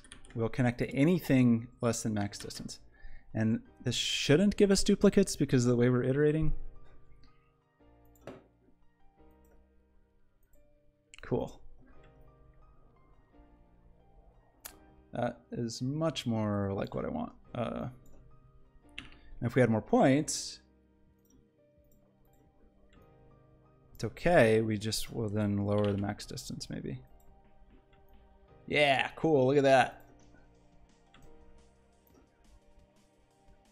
I don't want... Forgot how to not render the skybox.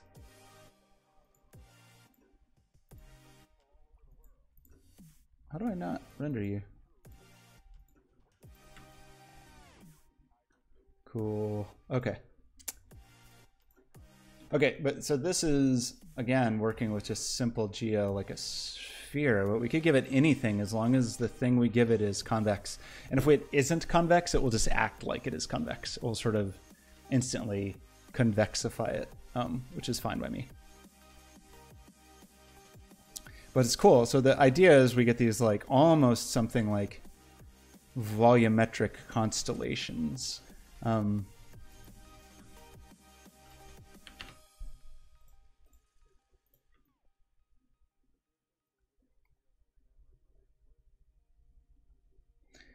Okay, so here's the thing I really want to do with this.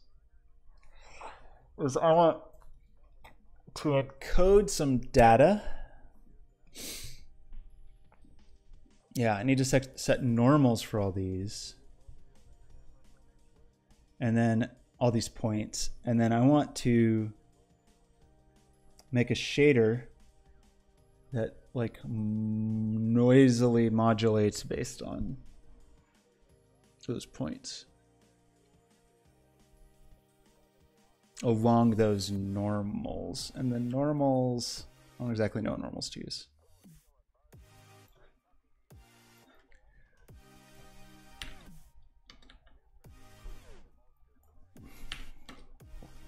That is a beautiful mess. Anti-aliasing.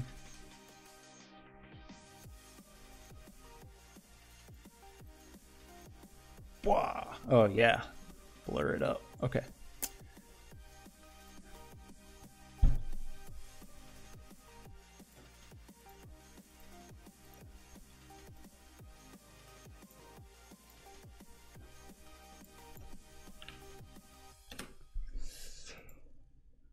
Oh yeah, the whole okay. So the whole line thickness thing is still a problem, but that's okay. We can make tubes over it. Within the junctions of those tubes will be a mess. Like really, all of our can't see, and maybe that's fine, very clearly. But all of our like junctions are probably a nightmare mess. It sort of ends up being okay, but this is like these little missing like miters are a problem. I need a quick restroom pit stop, and I'll be right back. Pardon me, please.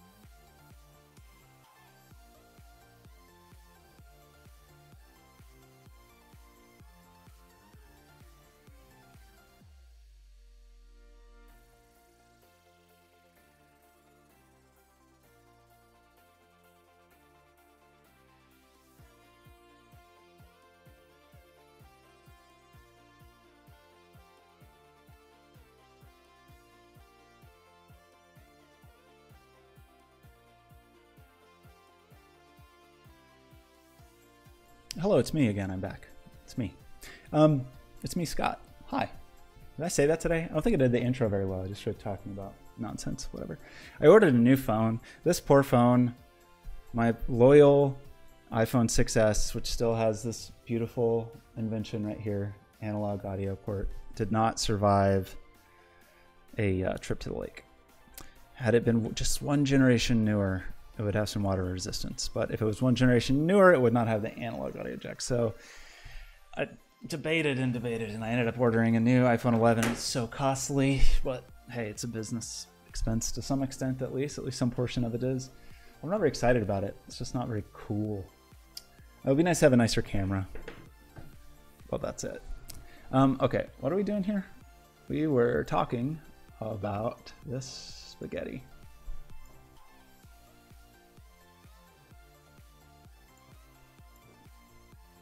Did I lose my anti-aliasing? Is this with it? Oh. Wow. Yeah, looks great. Not anti-aliased. So a alternate solution for the anti-aliasing, well, it's tricky. You got to decide what's more expensive. Is anti-aliasing, which certainly has an expense, or transparency, which certainly has an expense. A common way to do this would be to like lay out UVs on these big rectangles I'm making, and then alpha the edges. But then you have a bunch of transparency all over the place, and tons of layers of transparency, because this is crazy spaghetti. So I don't know, man.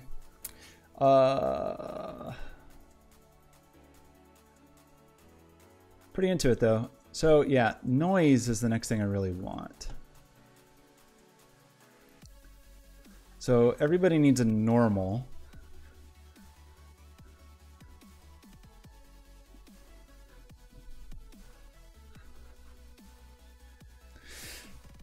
Huh. For every point we stick in here, we should also stick in a normal. And the normal in this case is going to be like point A.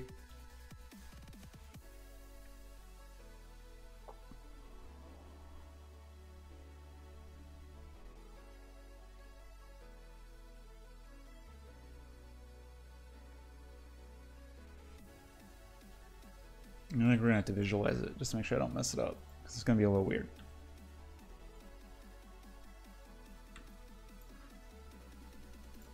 But yeah, it's really just, for this line, we'll just say these two vertices that we're generating, we want their normal just to be the opposite direction, which shouldn't be too bad, right? Point. Okay, let's go back to just 2 points. How about?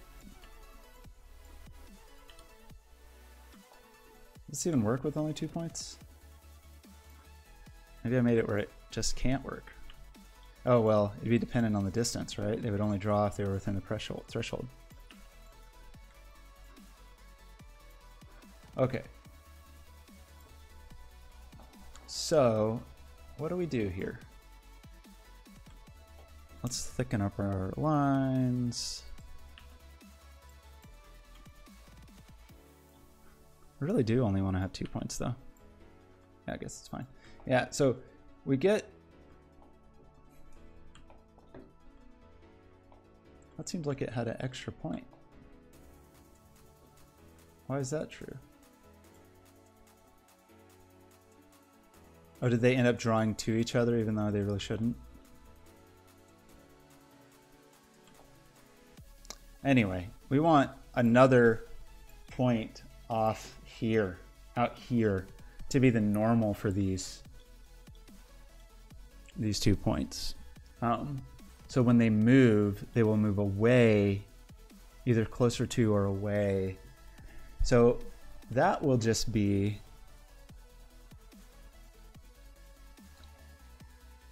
this minus this. It'll be just the two. How do we want to visualize this? Those are my random vertices. And I'll use the same normals.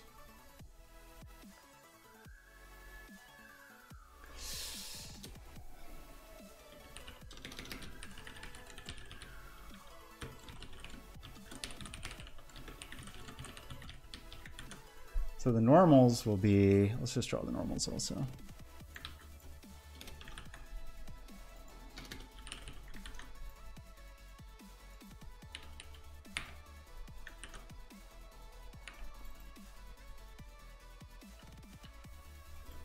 Don't. No, just that one.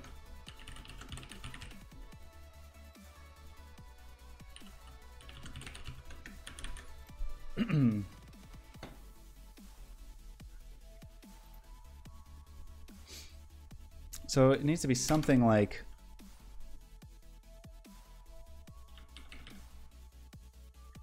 ugh, these orders are not good. What if I change these orders, then I have to change these orders? Woof. Let's just do random normals dot add. So we need 4 of these, and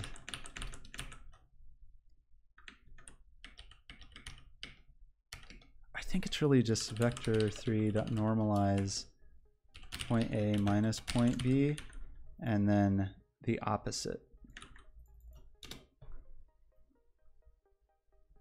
And these are the 2 point A's. And then these are, yeah, just inverted.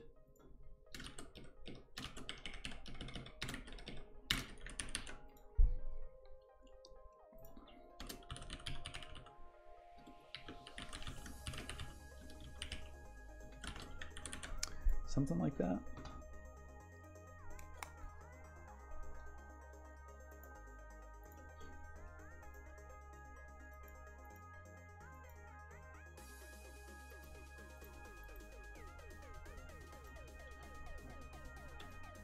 Do I even have my red? Did I do that right? Oops.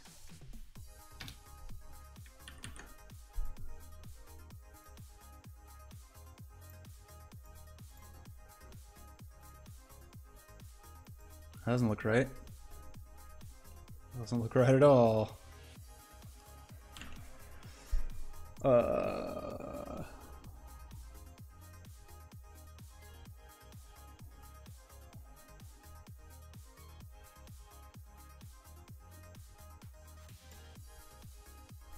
Mesh normals needs to be the same size as mesh vertices. Oh, I probably didn't clear it.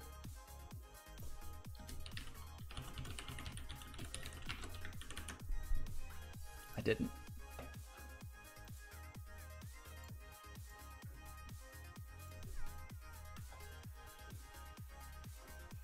But that looks just wrong by any measure. Oh, maybe it's actually right. Oh, it's gonna be hard to tell. I'd need to oh, I'd have to draw it relative to the woof.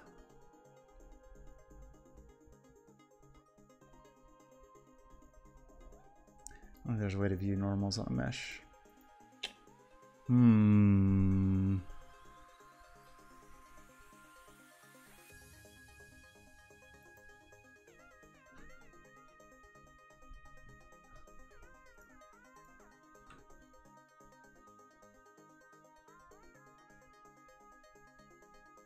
It's gonna be a whole unit relative to, yeah, I just don't know if I did them right. Like which one's which.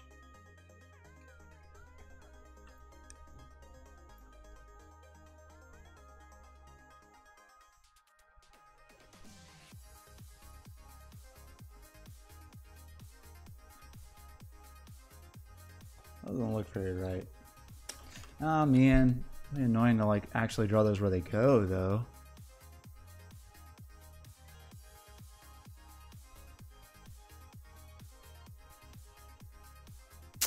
Yeah, I'd have to do it like this.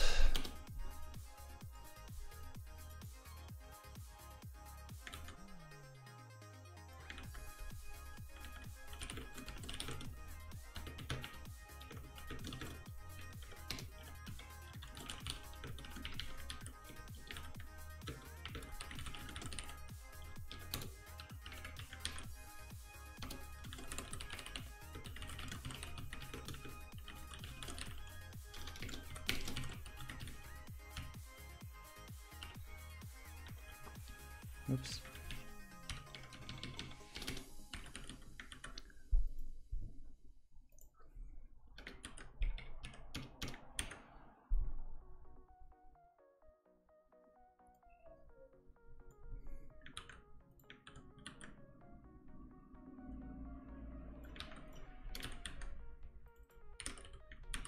Life is yours. You still there? Did you vanish? Did you go out into the world to live your life?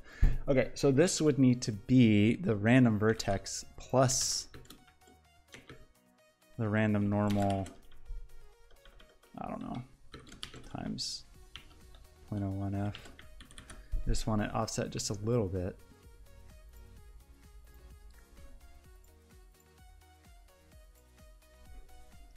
I do it right on the first try. Except for whatever this point is. I don't know what this other point is. It's like I'm ending up with a vertex I shouldn't have.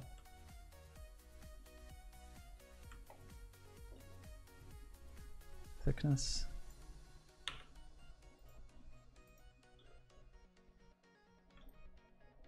Yeah, where is that coming from?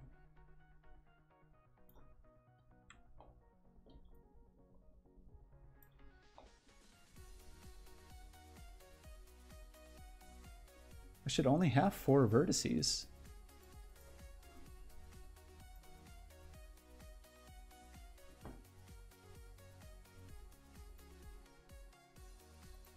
I have 2 points, and then somehow ended up with random vertices. I should really only have 4. I shouldn't be able to connect back to a thing that I already have. I thought that was my whole point of this nonsense. J equals I plus 1. Start from the next iteration. That's correct. Okay. Okay, that's correct. Some food. What did you make? Yogurt surprise? Yogurt souffle? Okay. I can't believe this was right on the first try. This is just tremendous. Okay. We got the right normals. So now we have normals, we have vertices, and we have triangles. That's most of what you want to make computer graphics happen.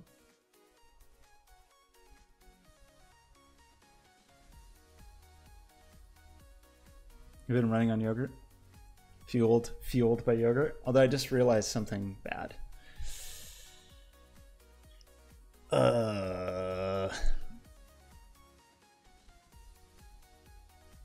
I just realized a reason that this is not pasta, minced meat, eggs, and some burnt vegetables. Why'd you burn the vegetables? Is that deliberate? Do you like burnt vegetables? Okay, I don't want this actually. Now that I just did the work to do it, I need all points associated with an individual vertex to have the same normals so that they will all swim together. And I guess that I want that vertex to move away from whatever the centroid of the object is. That's kind of a tough one, like to decide.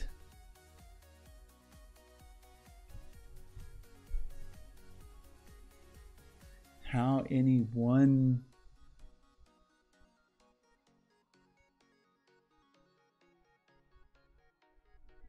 vertex should move.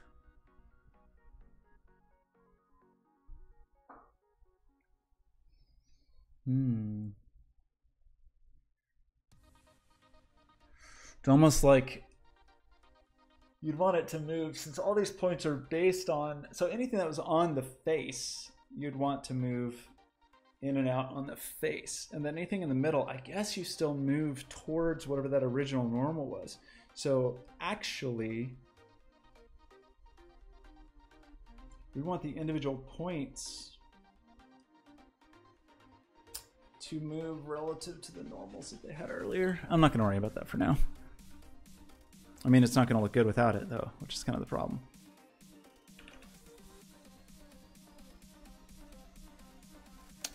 Yeah, that's kind of a problem. That's a thing.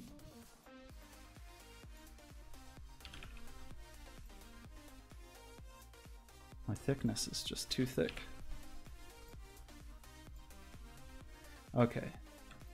Yeah. Pretty into this, though. It's getting there.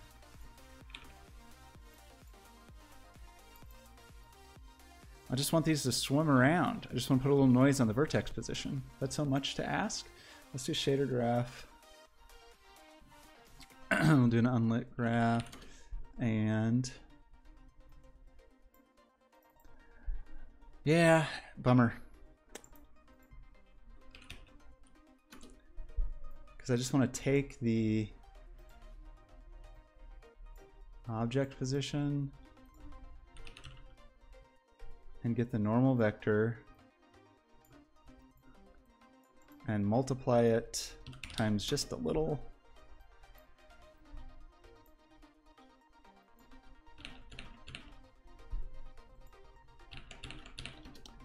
And get some noise and get some UVs and no, don't get some UVs, get some tile offset and feed this to this. And then feed a vector 2 into the offset and then give that a little time straight into one axis, and that will move us along here, which is way too fast. Oops. Perfect. And then I want to add my world position .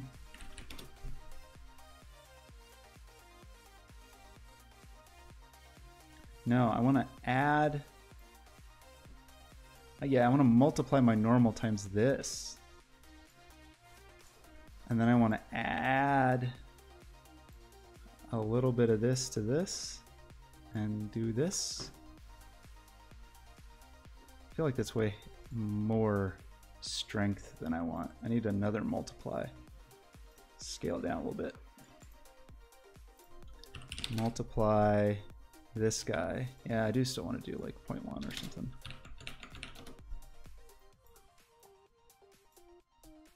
Give this in here. Yeah, look at that warble. And then do one of these.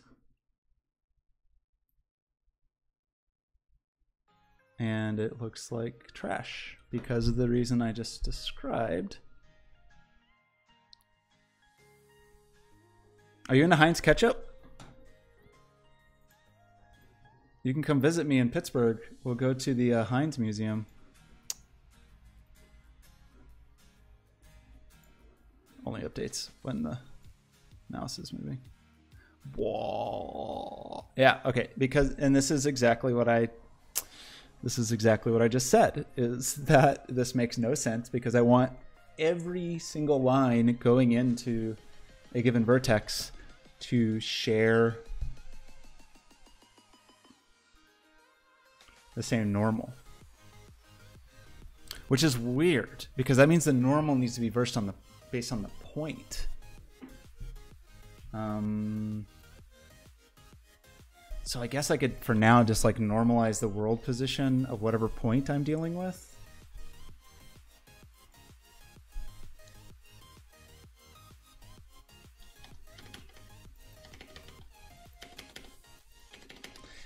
Pittsburgh is where the Heinz factory is. We can go to on the Heinz factory tour. Very exciting.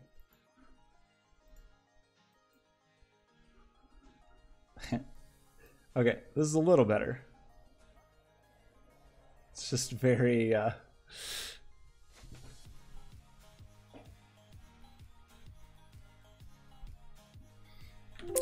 very blunt and very fast.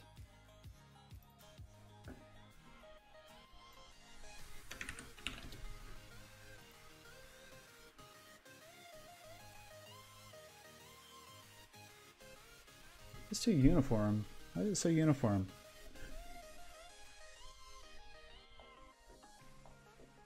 What am I doing wrong here? We need ugh.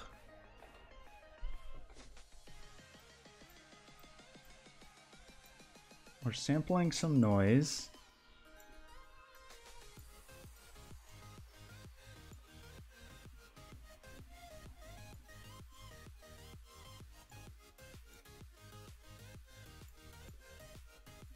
Almost looks like it's visualizing. We're gonna go to the Heinz factory. The Heinz gift shop has some real weird gems. Did I look at this on stream before? Gift shop. Some weird stuff.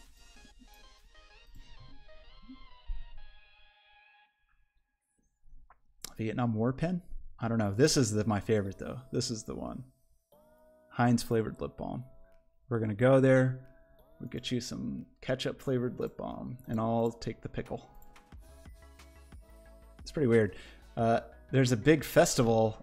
I've been there for it multiple times. I've just sort of skirted past it though. Is Heinz? There's a big pickle fest every year. I don't exactly know why there's a war pen. I don't know how Heinz is associated with the Vietnam War. Ooh, a glass pickle ornament for your Christmas tree. Beautiful. Or a glass ketchup bottle. Very stylish.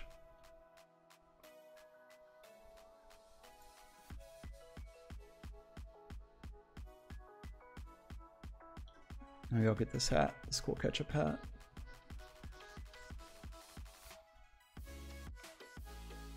Get some cool Heinz toys. Oh yeah, this is gonna be great.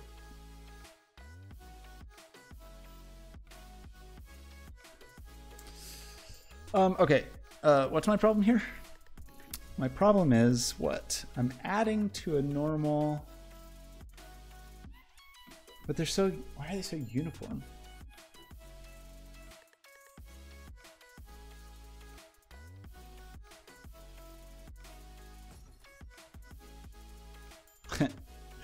Shouldn't really do that, but it's cool. Okay, right, whatever. So I'm taking this, like this warble here is what I want, but I feel like I'm not getting the warble.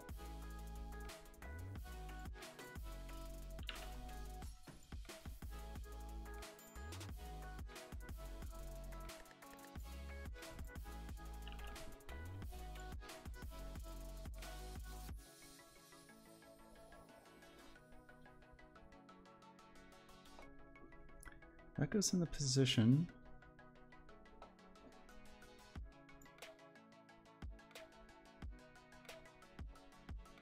What am I doing wrong here?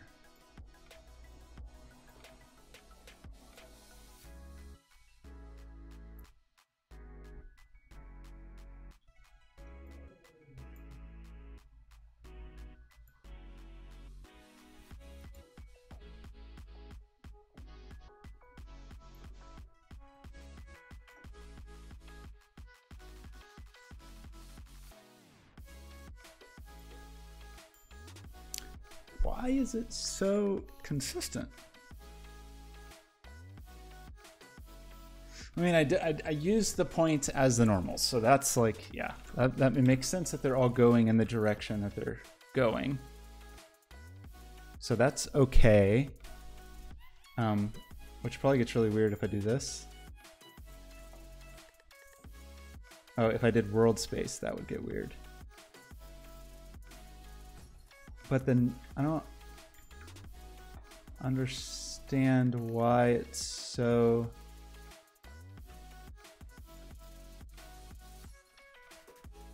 uniform. It's like this noise is applying.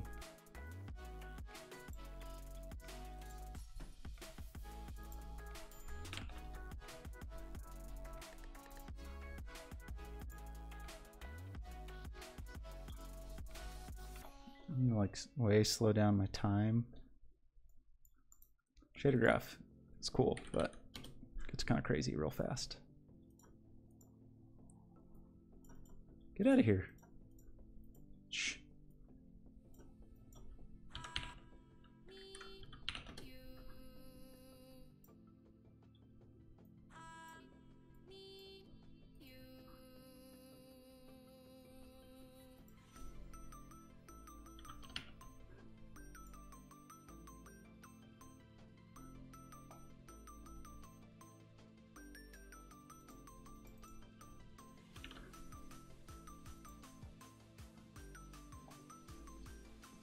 Oh, I did an add there.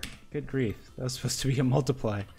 Okay, that's part of my problem, but that's not the overall problem.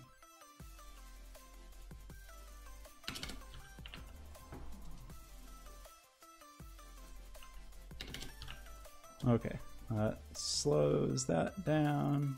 Okay, a little better. Let's scale this up.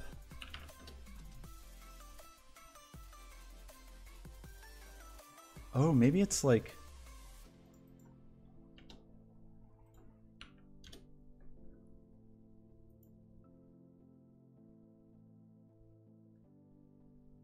That looks weird.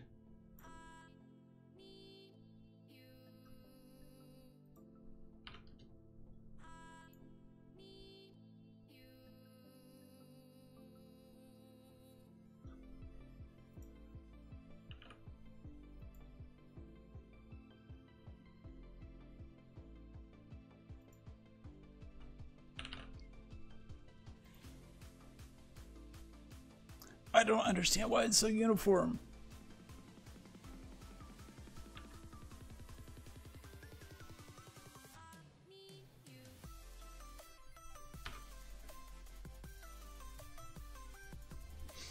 Why is this? I'm just missing something silly, probably.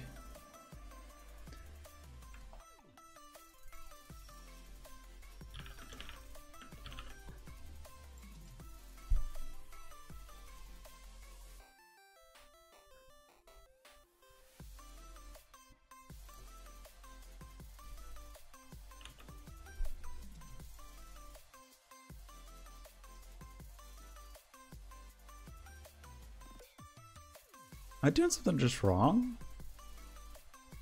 Like conceptually wrong? I am changing the vertex positions. This noise is what I should be getting. Well, you change the vertex positions by modulating the normals. You have to decide where, I mean, you have to have something you're doing to the position. So I'm altering the position by adding an offset along the normal vector is kind of the whole point here. Like I could do something like this and it would be really uniform, where I would just basically adjust this value and it would be a uniform offset relative to the center of the object. But the idea at least is by using noise. Oh, did I have the wrong output this whole time? No, like this is what I should see. That's a good idea. Let's put it on the sphere. But that should be this, but yeah, let's check it out. That's not as, do you like my sphere? It's a very low resolution sphere. Yeah, it does the thing. It does the warble. So maybe I just really messed up my normals.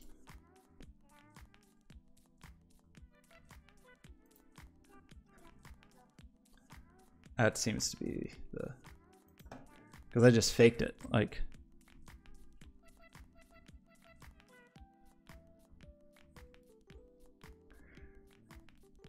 I still don't know why they're so uniform though. I mean, even though like I did fake them for sure, I just set the normal essentially to be where it is relative to 0, but which is not really what I'd want, but it was the fast thing to do. And it's the A, B, A, B, and it's moving along those normals. And those normals are normalized. Am I still drawing those?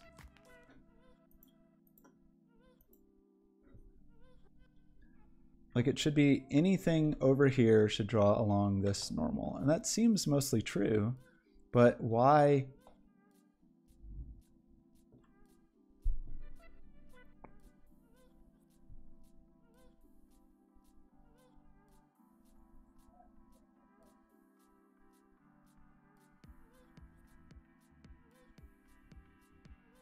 Like everybody is getting their normal vector added correctly, or it would look insane.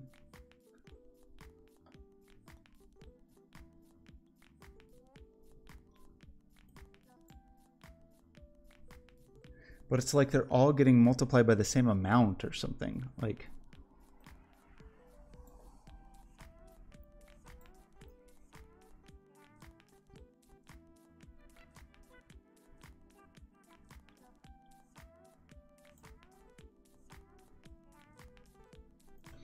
Oh, I think I know the problem. I should do this first. And then scale it on the other side. Still looks too uniform though.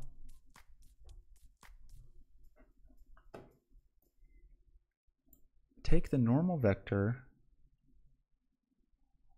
multiply it by a bunch of noise.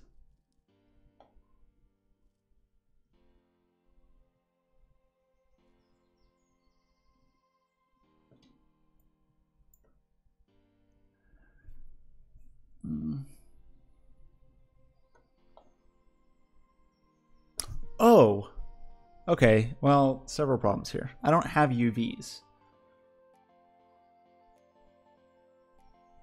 I don't even have UVs, so there's no point in this.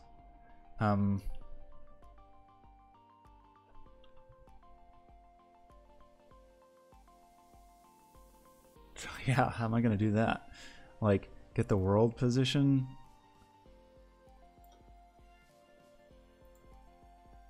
There we go. Okay, I don't have UVs. I'm not dealing in UV land, so UVs made no sense.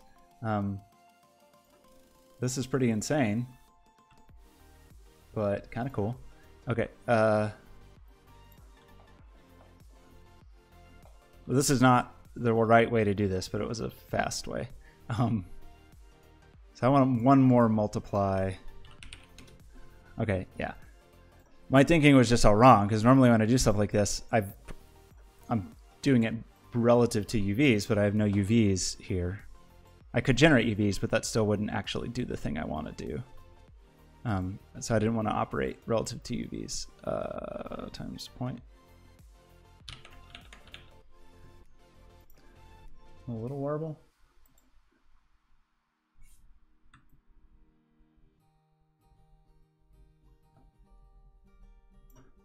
Okay, it's pretty good.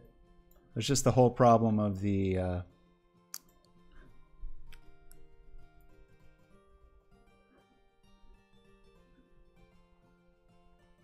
fact that it's just a line and not a square, which I could fix without a ton of trouble. Why don't the UVs work? Well, it's just it was a mistake. Like normally when I'm doing noisy stuff like that, it's because I want to add noise to the UVs. So I sampled the UVs here, but I'm not worried about UV space. UV space isn't even relevant. It was just a silly mistake. So I just made it, now it's going to sample the noise based on where it is in space, which is fine. I just need some differentiator to say, hey, you get some different noise than everybody else. I don't need UVs for this. I just don't even have UVs. So yeah, UVs aren't relevant. So often I'm doing noisy things on surfaces, but in this case, since I'm doing noisy things with vertices, so it was just wrong. Well, this one in particular is a little weird because this is the thing I'm doing here is in vertex land, like vert shader land, not fragment shader land. So UVs aren't even really relevant here unless I want to encode some data in the UVs, which I could do. So this is slightly wrong because I don't actually want the position. I actually kind of want the normal, sort of. Like I could do this also, and it would probably be a little more, slightly more consistent. Yeah, it would keep the lines from getting thick. I just need some way to say, do something. It's almost like a random seed. It's like, hey, sample from this noise based on something that's different around every point. So I could do the normal. And yeah, that's a little better. But this is all in the vertex shader because it's how I'm messing with the vertices. If I was drawing on these surfaces, that would be all in the fragment shader. So it was just totally, my brain was not working correctly and even trying to do anything with UVs. So,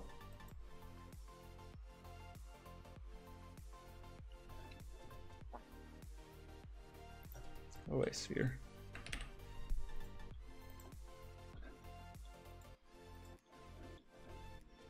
I want more points.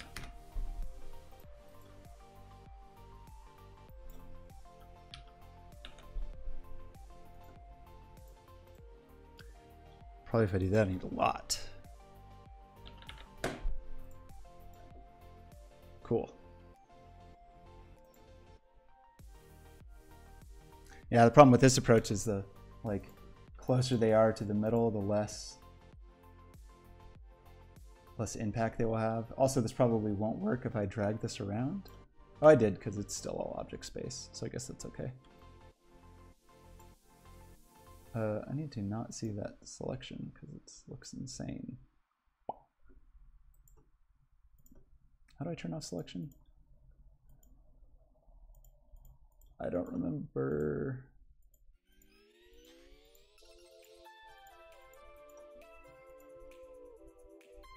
I thought there was a way to do that. To not do the orange selection highlight.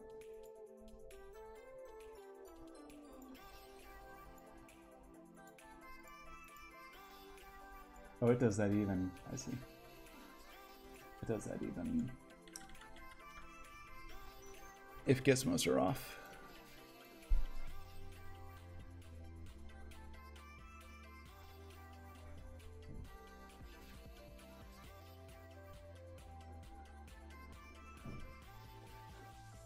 Okay, how long have we been going here? 2.5 hours. This is the gist of it. For sure. I have to get a little more weird to, not a ton, but to like extrude a triangular tube or a square tube over it so that you could see it from all directions. Alternatively, instead of just drawing a line like this, I could do 2 lines like this, and that would only be 4 triangles versus 6 for a triangular tube or 8 for a square tube. The junctions on all of those become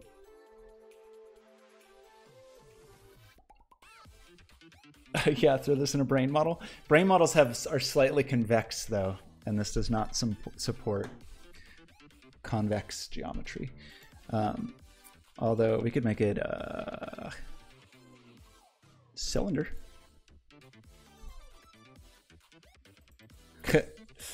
Cylinder looks great. Let's have a longer.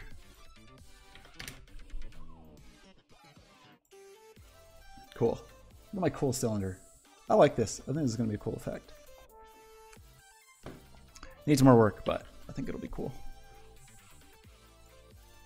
Yeah, like around dense parts or like hard edges, almost becomes like a curvature map almost. Like it will get more intense around those.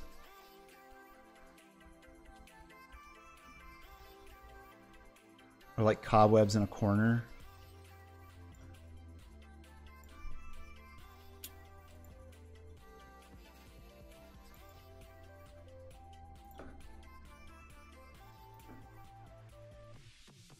Oh, I don't have any color in my shader.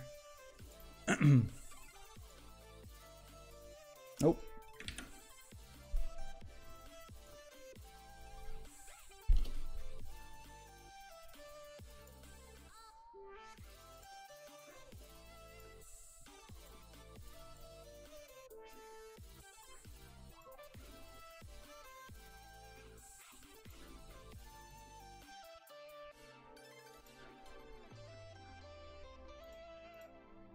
Whoa, the cube looks crazy. Why did the cube look like that?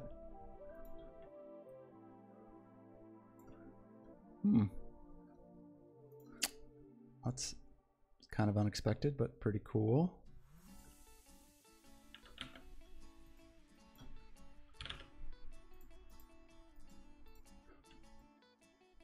I mean, it kind of makes sense. Those are where the vertices are.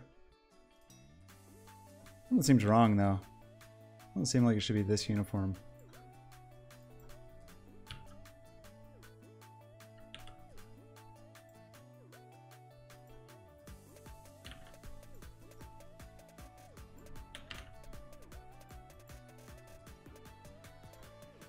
Sphere is the better test bed.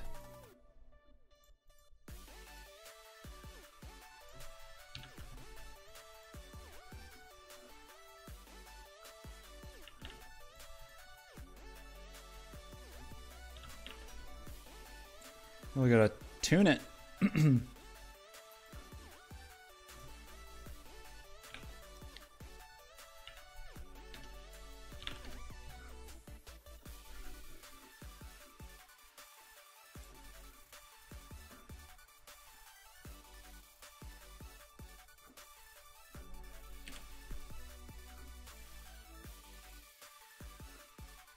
How did I lose my point visualization?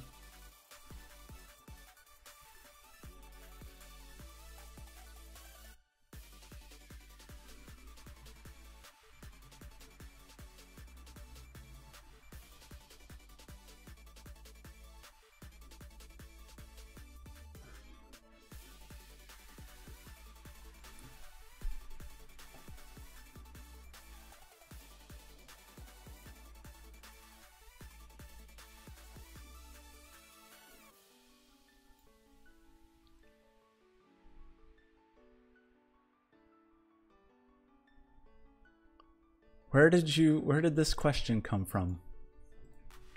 Now you've piqued my curiosity. 1970s, perhaps a blend of Dippy. So it could be that it's a combination of two other. So there was a 70s term, Dippy. That was also an insult, so that could be why. Maybe. That's one.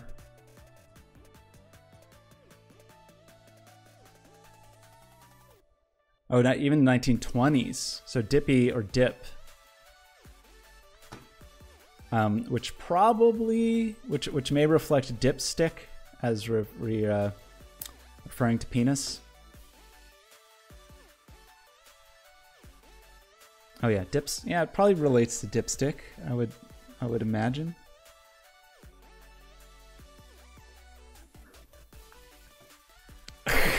Maybe I don't know if it's that calculated. I don't know if it's that deliberate. I think sometimes, you know, you have two insults and then you make a portmanteau of those and get some sort of compound insult. Can't believe you're swearing in the channels. Where are the mods? You're the I'm gonna make you a mod so you can kick yourself out for this language.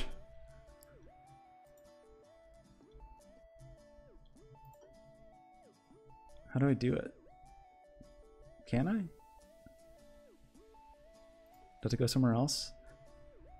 How do I make you a mod so you can moderate yourself? Oh, you can't be VIP and a mod? Why? Outrageous. I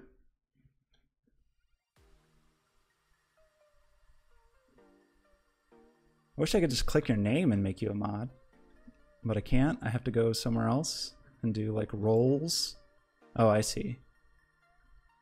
Life is yours. Add. Lame. No, VIP is more important than mod. Although that just reset your... Sorry, I just reset your VIP count. So you've only been a VIP for 6 seconds. Unlike Draklin, who's been 8 months. Also, I accidentally switched away from my dashboard, so if you're talking in chat, I missed everything you said. I don't know what you said. Did you say anything? I missed it all. Bad at Twitch sometimes.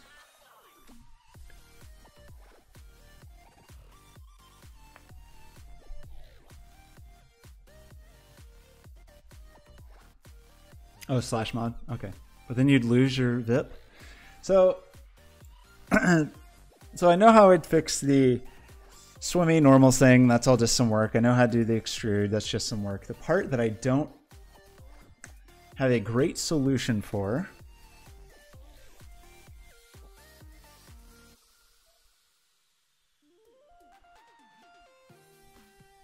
yeah, this is a tricky one. The part I don't have a great solution for is growing these lines over time. And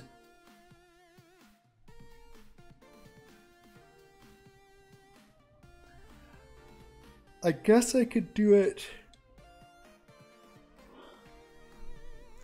where they just appeared. So essentially when I built the line, I would have something, could be in the UVs. Maybe it goes in the UVs. I do it by UV. Where the lines would sort of know about... Where's my cool MS Paint diagrams? I'm going to get into this cool paint diagram. I need to like hook up my iPad so I can just draw on that. I guess I could do that. Yeah, but I want to do that all in the shader, which is a little more complicated. So Yeah, I want to lerp point A to point B in the shader, but I'd need to, like, when I generated these points would need to know about these vertices. So one way to do it would be to actually give them the same number and then encode this relative offset between the two. Like, it's hard because then I need a normal and an amount. No, it is the normal. So I could encode in the color channel this offset, like the offset between the two, and then over time. So actually this vertex and this vertex would be identical. And then the offset between the two would be encoded in the color channel. And then I need some randomness to, yeah, over time, do basically this plus whatever is coded in color, or the opposite way, where just as long as I know the delta between these two, and I have it stuck somewhere else in a custom shader channel or just crammed into color. I mean, if I want to do this in Unity Shader Graph, I probably have to use the channels that they support, maybe. Gradient. Well, sometimes the question is where to just encode this stuff, because each vertex only has so much data that it knows. It knows its position. It can know its normals. It can know a couple of UV channels. Let's see.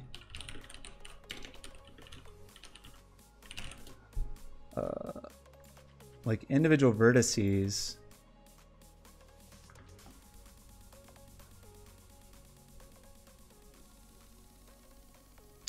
Yeah, you can know tangent. So sometimes you just cram, like, sometimes you just cram extra info into some of these other channels.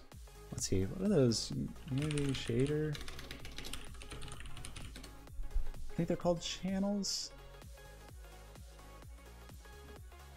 Well, yeah, yeah, like in Unity Canvas land, these are the extra channels you have to work with, but I think you actually have more than that. But if they aren't supported in the shader graph, then you'd have to write it, which, you know, it's not the biggest deal, but.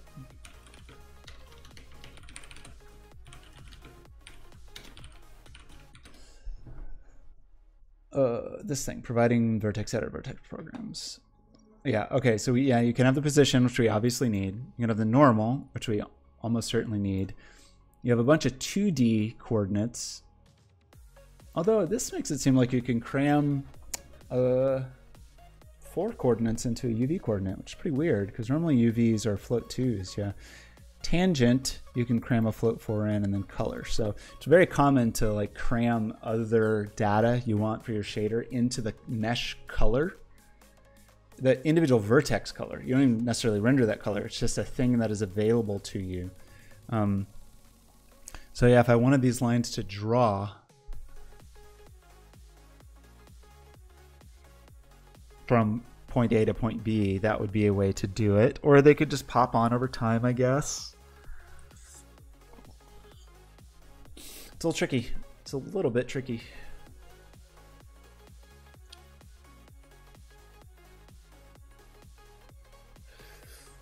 You could also do something where you had 2 meshes, one that was kind of the source mesh, like where you wanted it to start, and then where you wanted it to go to. Encode the source mesh data into the color or something, and yeah, just lerp to that over the time. It'd be a little hard to manufacture. It'd be easier to just have pieces sort of appear over time. But even that's hard. Like, you'd probably have to use color gradation or something to say like how you want it to build over time. But in general, I think this is pretty cool. So I'm probably going to call it for today, because this actually is for a real job project. So it doesn't make a ton of sense for me to work on it a ton on my own time. Probably shouldn't have spent almost 3 hours on it. But part of it was like, I don't know. There's certain things that I just wanted to kind of validate was even possible before spending a ton of time on it for a job. So maybe it was a bad idea. Also, I'm kind of avoiding... this will be used for a work project, this technique, but I didn't want to like spend work time validating the idea, if that makes sense, because it was kind of a weird idea that I had. So I kind of Oops. Kind of wanted to try that on my own time.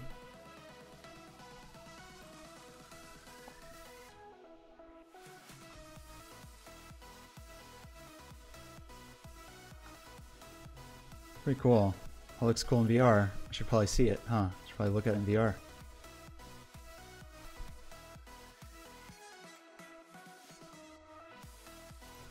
Okay. That'll be my finale, just to look at the thing. I've written this script 1 trillion times. I need to just memorize it. Just like a very basic rotate. I always forget how. I mean, it's just a...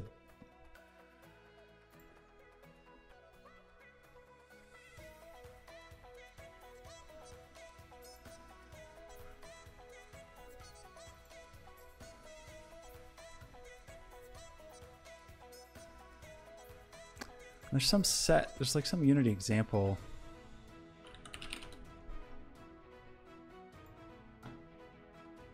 That I always use, but then I can't find it.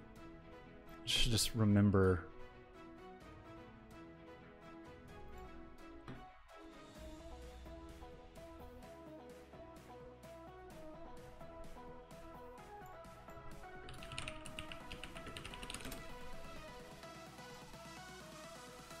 I shouldn't even be spending this much time on it.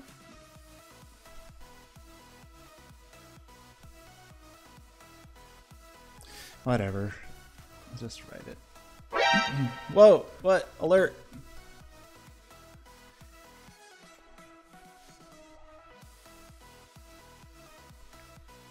Yeah, but that's... I feel like there's some... You're probably right. There's something I typically do with like... Does that not let me put that on there?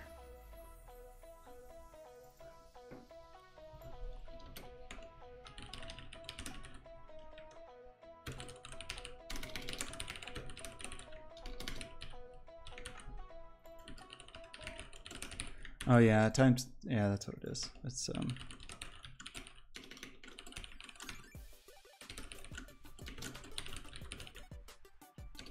that work? Is that what I want?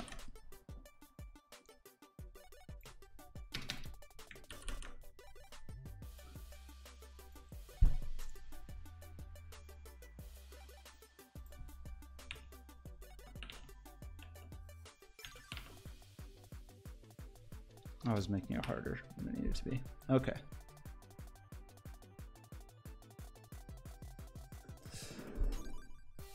Oh, we gotta get a headset. And do this. Oh no, where's VR support now?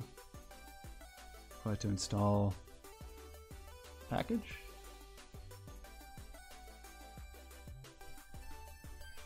Summertime's almost over. It's so rainy outside.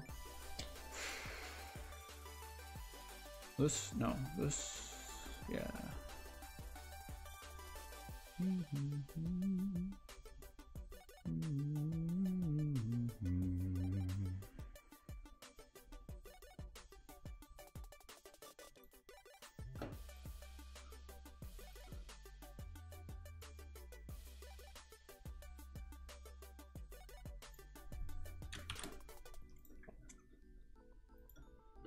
Does that know where it goes?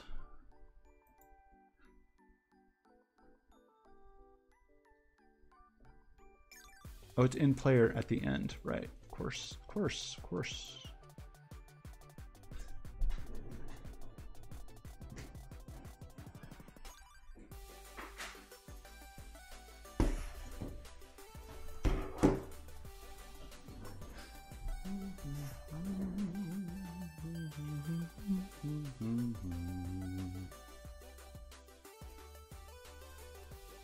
Did that mess up the stream? Once upon a time I tried to set this up so that the stream would not break when I did stuff like that. So this is cool. It's only rendering in the left eye. For reasons I don't understand. Why is that true? That's a little mind-numbing.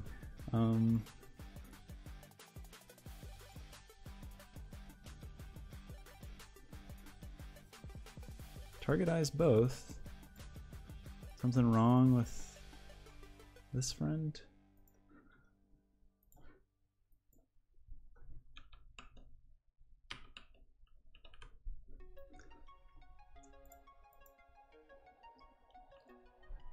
Could be my old version of Unity. I did have some problems with this version early on. Wait, what did I just do?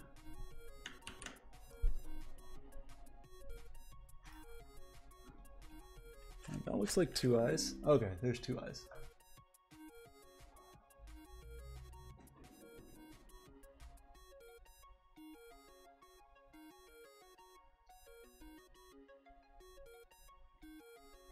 Pretty good. Pretty good in VR. Why is it so high though? Or why am I so low? Why my camera is just nuts.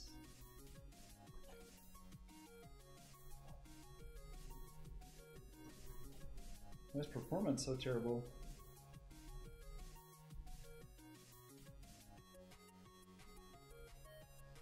Why is the performance so bad? Is it from drawing all of my gizmos?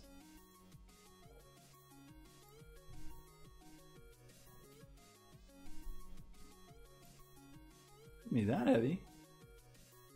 Only 5,000 triangles. I don't know why it's 11 batches.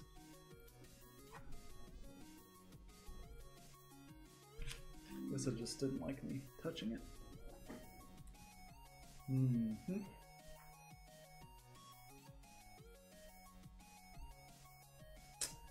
Yeah, that's pretty cool. Biggest problem, of course, being the flat lines. Okay, we gotta see what it looks like lit. Yeah, but there's only one it's one mesh. It's not even that dense. Seemed like it was maybe the gizmo draw thing. I want to... Can I change this now? Or am I stuck? That would suck if this had to stay.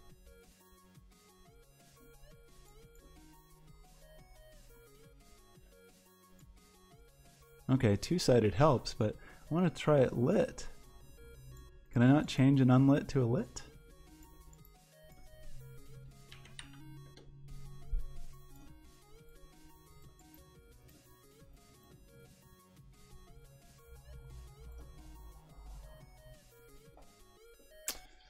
Just think it'll look more interesting.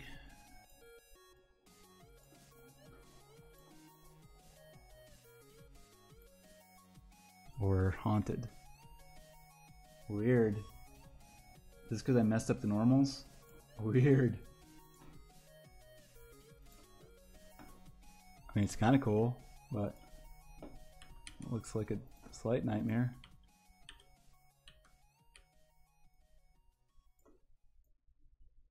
I guess this is, they just have one directional light.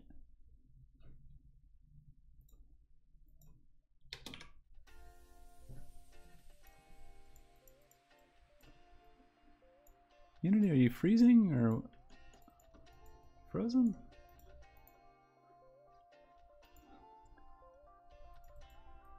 Why can't I edit that transform?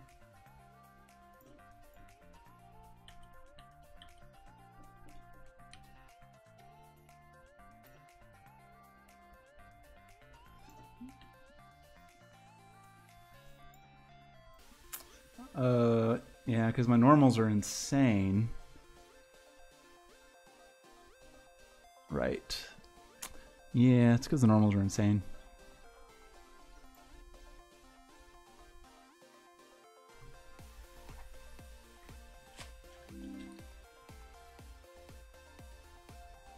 Still looks kind of cool.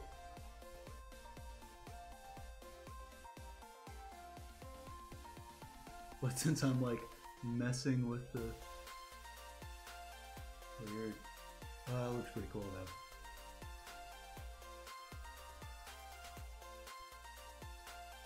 So I could get a similar effect just by changing the color without even lighting it. So let's do that. If I just did a, remember how I said it was gonna be done? If I just did something like color,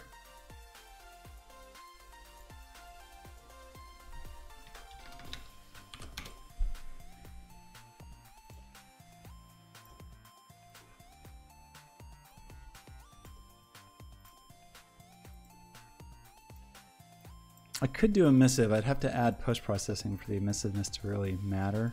So I want to lerp between two colors, and I want to lerp based on Z, the Z position.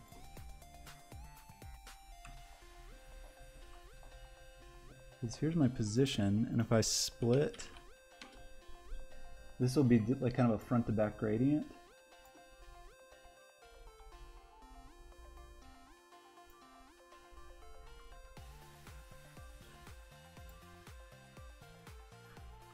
Not as dramatic as I want it.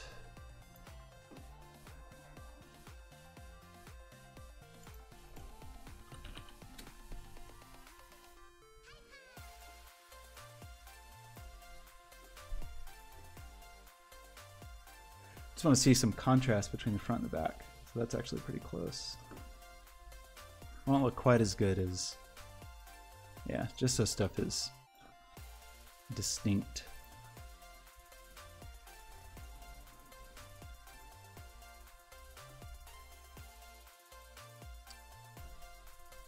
Let's do fewer. Yeah, I suddenly can't like select.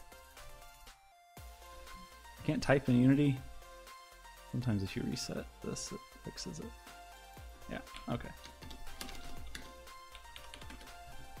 The computer definitely seems angry.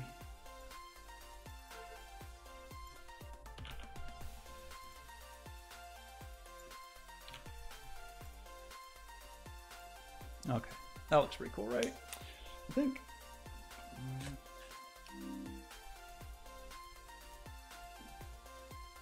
Whoa.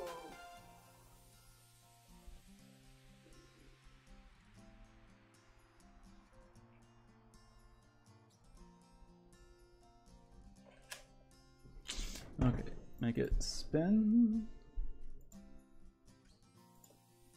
And suddenly my performance, is my stream okay? I feel like my performance got a little crazy. The group DM logo? Oh yeah, of course, it's inspired by your beautiful design work, obviously. Obviously. My gizmos? Cut those gizmos. Okay, I want to add post-processing.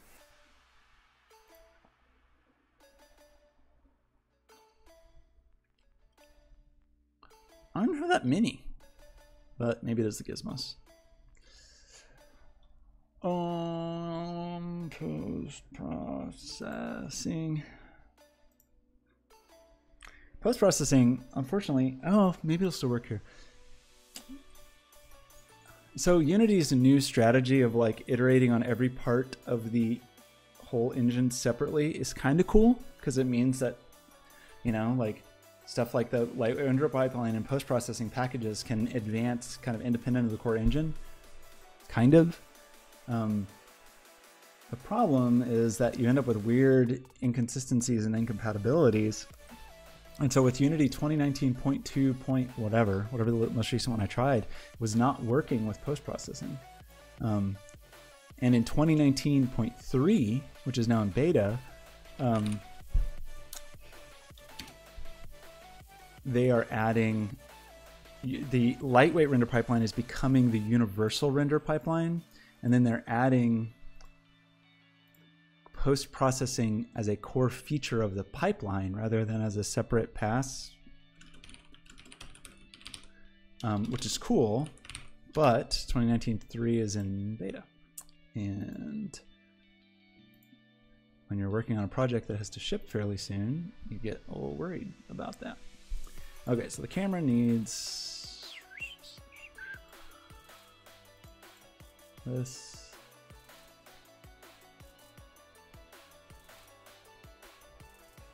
Oh, the camera's all good. And then we need one of these.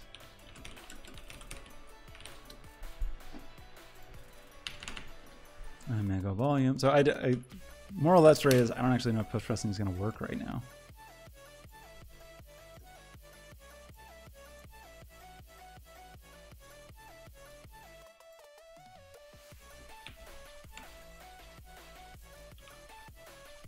Okay, it works here at least a little.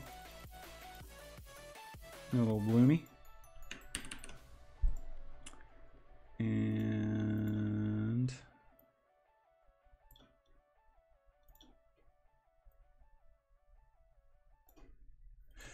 let's see how this looks.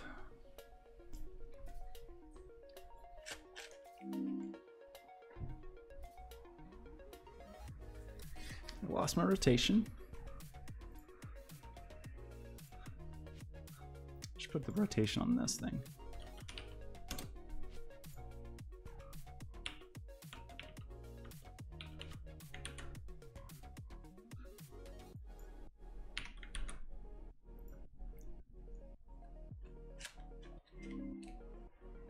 Hello, beautiful all-knowing orb. I kind of want to be inside you.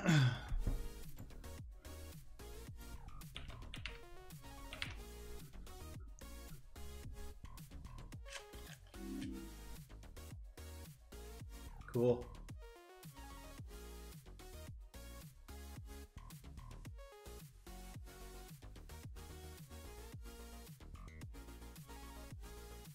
Kind of lewd the way it moves. A little lascivious. Lascivious fandango.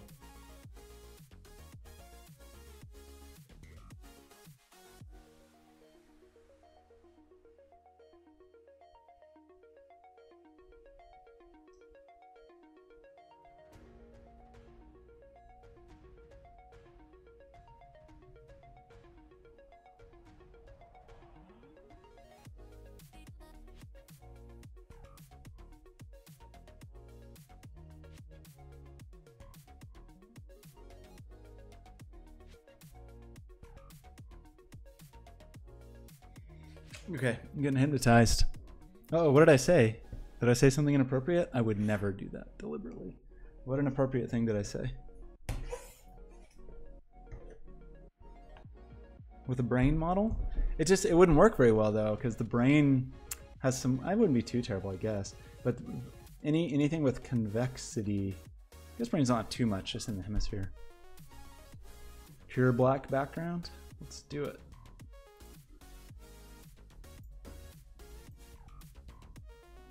Almost black.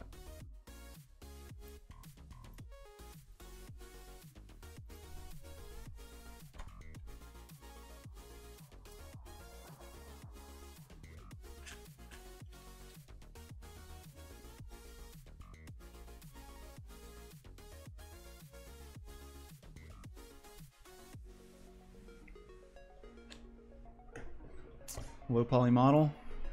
We could do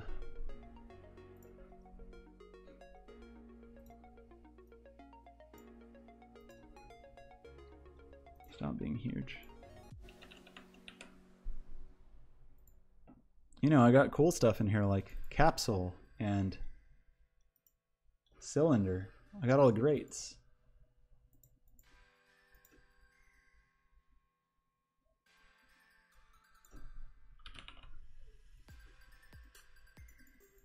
Cool.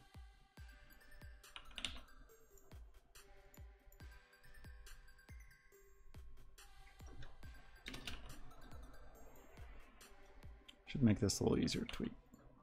Because it's fairly easy. Oh no! React to sick jams.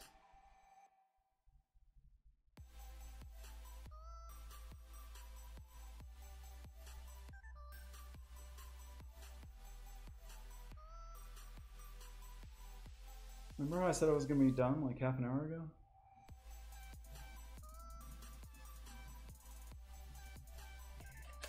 How about this? How about this?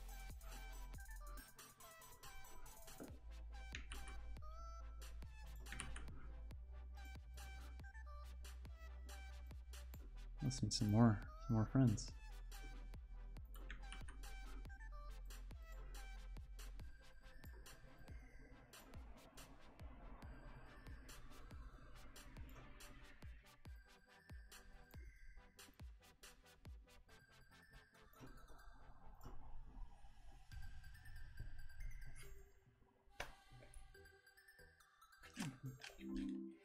No, that one's too dense. Those are too dense.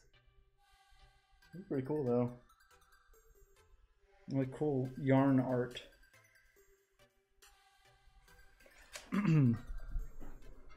Beautiful singularity.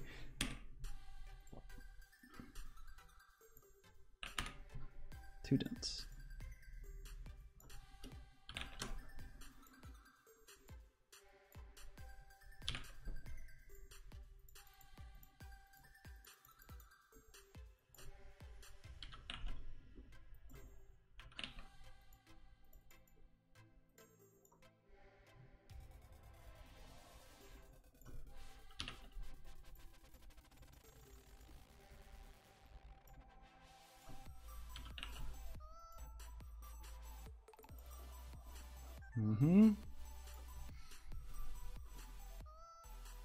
Oops.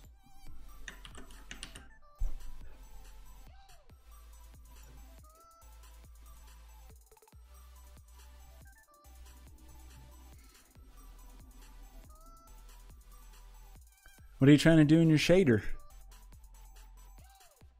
Isn't Dracklin your tutor? When you pay Dracklin $200 an hour to tutor you? I can maybe help you know if it's even possible, if you can tell me what you're trying to do.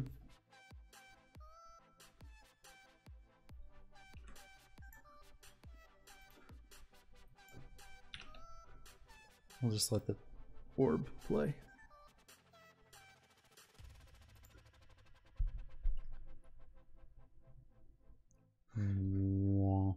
Didn't I at some point have like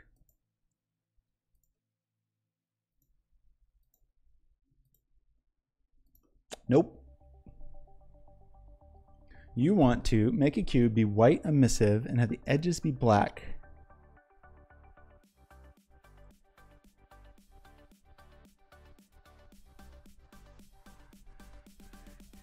Well, so you thought you could do it with the shader, but you ended up trying to make a texture. You want like hard edges? What kind of edges are you talking here?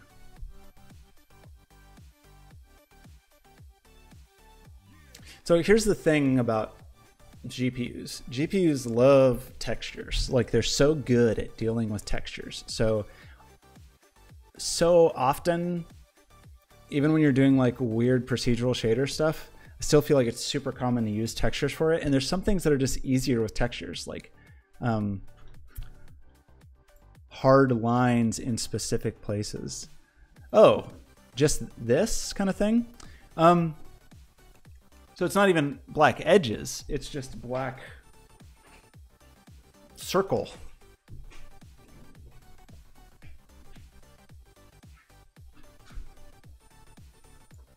You want to look like this. Hey Google. Oh no, Google's going to talk to us for a while.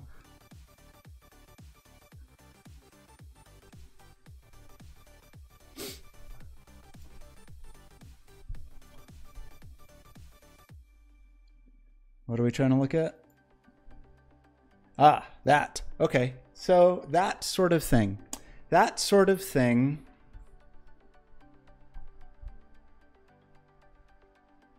Well, I would probably just do that in a texture. I mean, that's a thing you could paint in Substance. A really easy way to do that in Substance is with a cube and use the thickness map, because the thickness map will kind of look like that, and then you would just mask your emissiveness by that.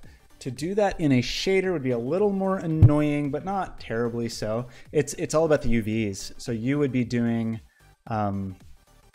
you'd basically say kind of a smooth step. You sort of need two smooth steps. How would I want to do that? Yeah, you kind of want to say, it's bad because it's ifs and you want to avoid ifs in a shader, but usually the compiler will fix it. But like the first 5% of the UVs and the last 5% on both U and V to have some gradation there would be one way to do it.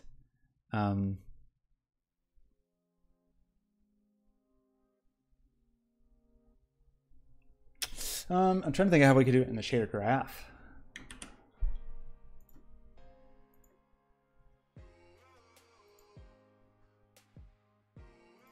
Yeah, but that if that didn't need to like move or animate or do something that where it needed to be a shader, I would probably do just do it in texture. I'll show you both quickly. I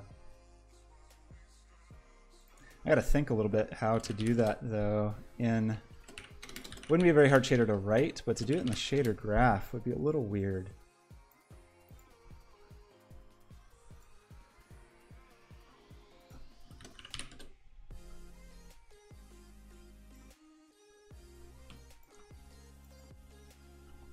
So you could kind of do a smooth step.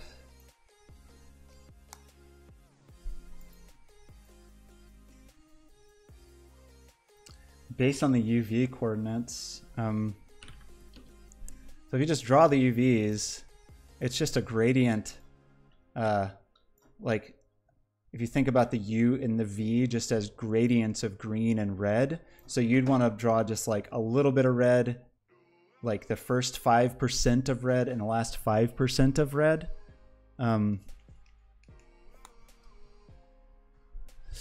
Well, let me spin up substance as well, because it could be the thing you want is actually a thing you kind of get for free if you use substance. Let me start Maya and substance. Oh man, I didn't do this stupid. Substance might make my computer freeze. There's this stupid thing where you have to edit the registry in such an annoying way, which I'm almost certain I did on this computer. Anyway, let's ignore that for the moment. So you wouldn't probably use step, you'd probably use smooth step.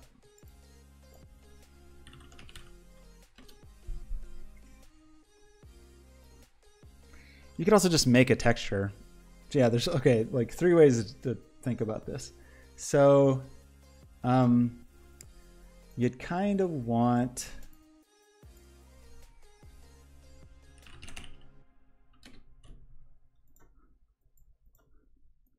so you could do something like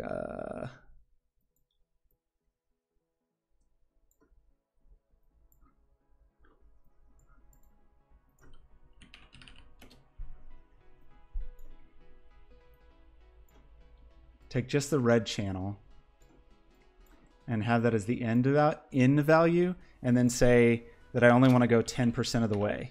Okay, so that gave me part of what you want, right? And then you could also do a smooth step.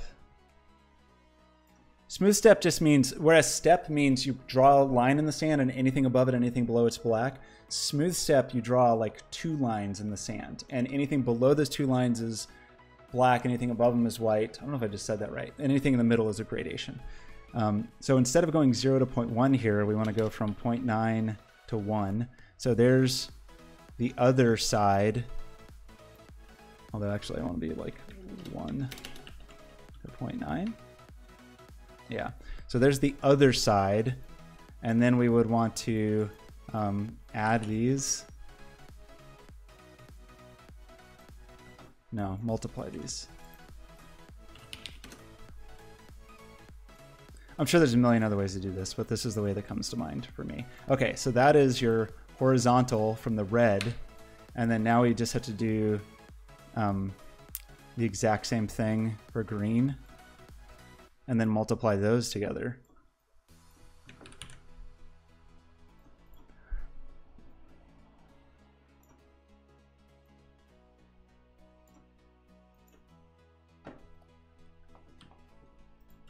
Well, this is almost certainly not the way I would do this, because unless you truly need that to change over time, the shader version is going to be more expensive computationally than the texture version. Like, there's no reason to do all this math to calculate something that's never going to change. Now, if you needed it to like grow and have those numbers change, then sure. So now let's multiply these two together, and we should have the thing that you want. And then we have this thing, and then we'll have... Oops. Where is my color? Oh yeah, I have UVs in the color right now. Ha ha ha. And your color was like fancy glowy color. I mean, you could, I'm doing this on unlit right now, but you could stick this same thing in an emissive channel. Oops, I want to multiply that. More multiplication, but that's okay. Multiplication's not very expensive.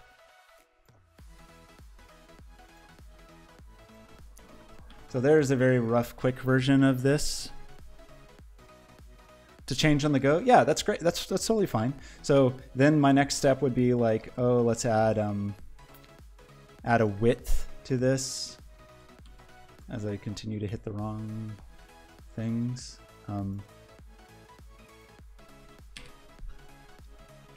So that could be like, can I do this? That'd be cool if it would let you turn that into. Well, let's add it in here for now.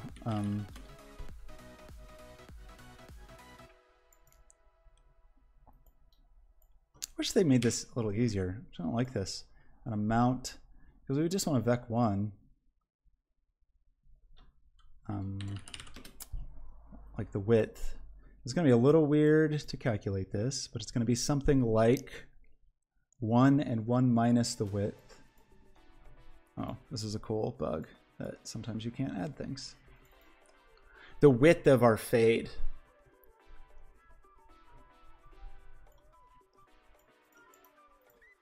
So by default, we'll make it 0.15.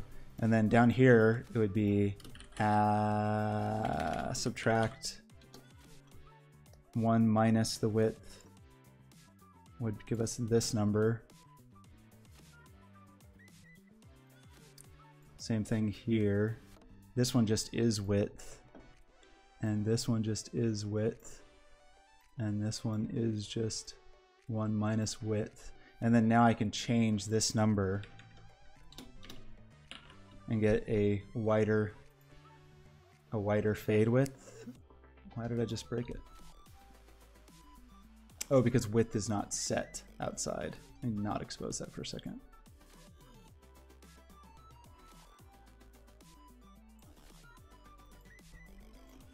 Okay.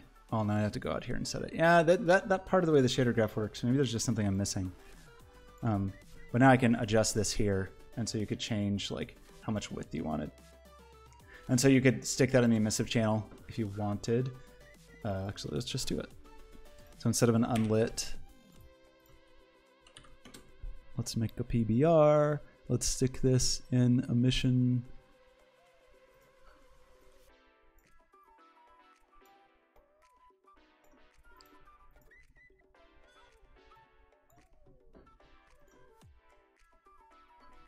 Make this the active.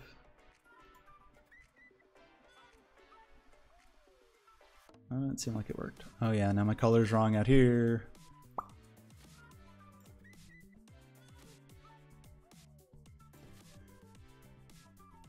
Something kind of like what you had in the video. Yeah, like this. It's not perfect. I feel like the thing in the video had a little more fall off, roundness around the corner, so you can make a more complicated shader to get like hard edges here and then like a softer radius. But I feel like this is in the ballpark, right? Yeah, so smooth step is a pretty key. If you want any kind of gradation, you're typically going to use smooth step. Where's my video reference? That's way orangier. Oh yeah, and this has better gradation, falling off from the center. So that'd be a whole nother thing. You'd kind of want to get a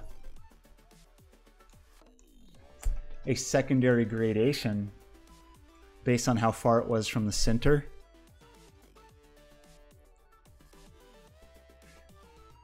Which you could do.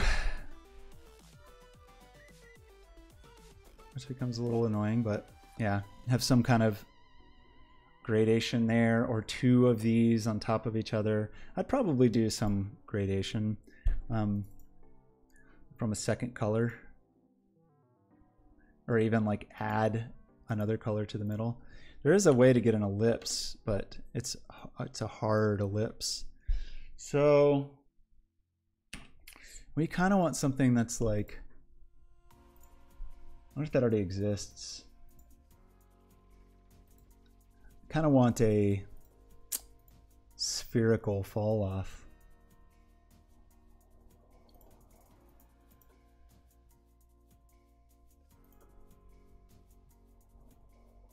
Really, it would just be like a distance between the current UV value and 0.5, 0.5. Actually, that's all it is. So if we just have UVs, a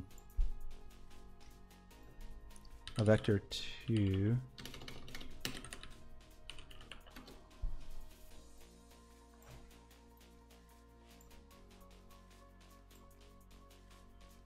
Oops, no. Subtract. We want to take a vec2 that is the middle, 0.5, 0.5, and then subtract wherever we actually happen to be, and we should get a little fall off. It's not what I want though. I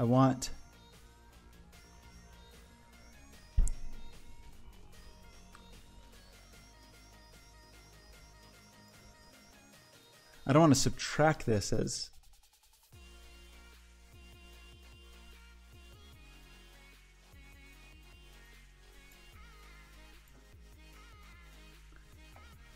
I don't want to subtract. I want like a distance function. That's what I want. I want a distance from these UVs to 0.5, 0.5. Yeah. And then I get a fall off like this. And then I want like a, I'm going to plug this in backwards and get the opposite colors. No. And then inverse. Oops.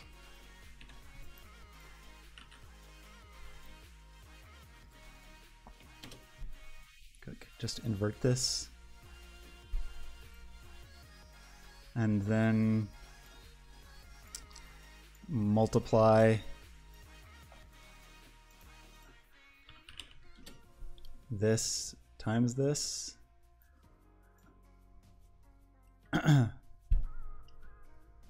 No, let's add it. Add this to this, and then that'll give us a hot spot in the center. Whoa, too much.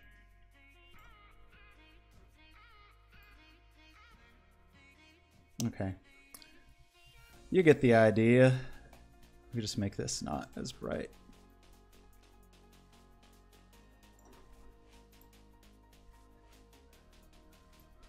Oh man, I gotta do it out here.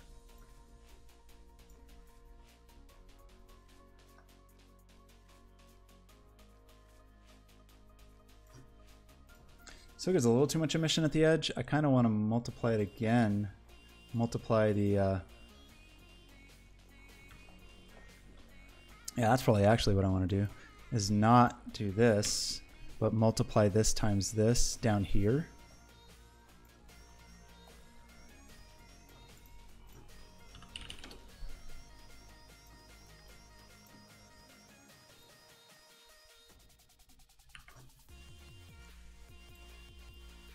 Yeah, that gives us a hot spot in the middle, and then we want to multiply this times this.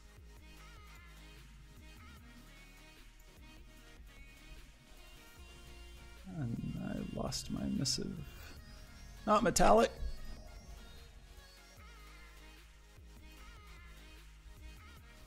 Okay, now I can hotten this up again.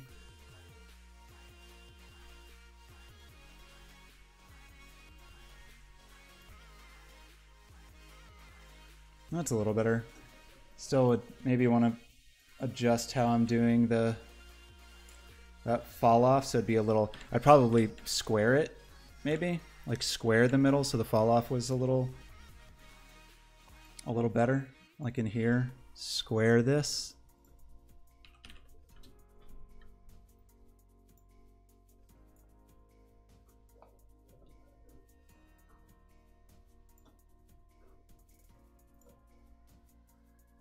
Yeah, that's pretty good, right?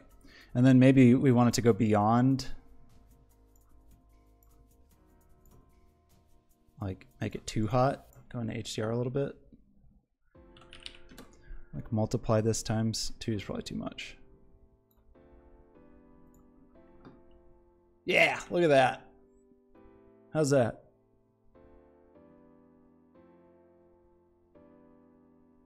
That looks pretty good.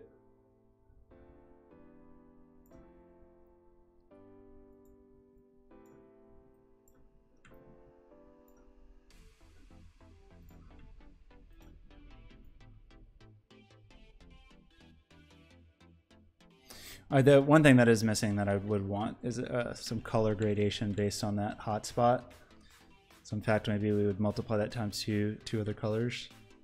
So that would be one way to do it. Definitely could use tuning to perfectly match your reference, but that's at least in the ballpark.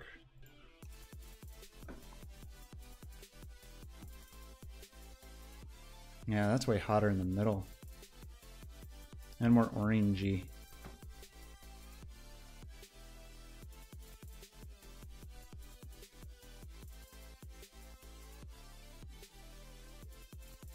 Whoa. Pulsate. Yeah, because it goes from that orange to the really hot spot, so we'd probably want to change. Shouldn't keep messing with this, but like do the colors separate. Have 2 separate colors for the inside and the outside. We don't want this then.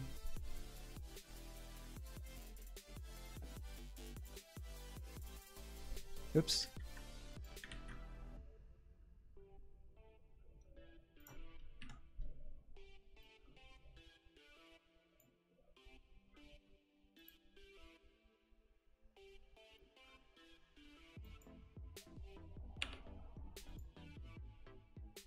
So hot. We need to multiply after the color is added.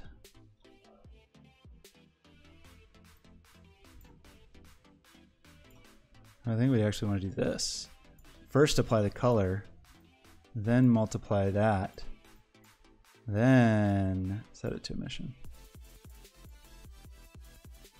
There, that's more, that's got more of the hot spot in the middle.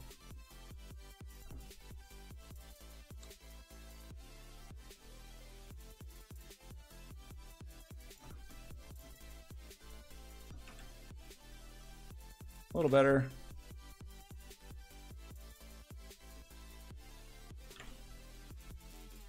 It's not bad.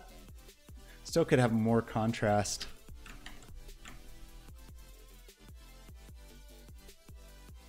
Here, like this.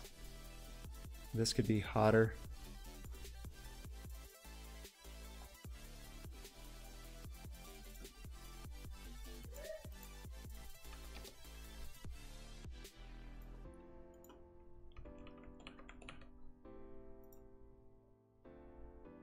It's too much.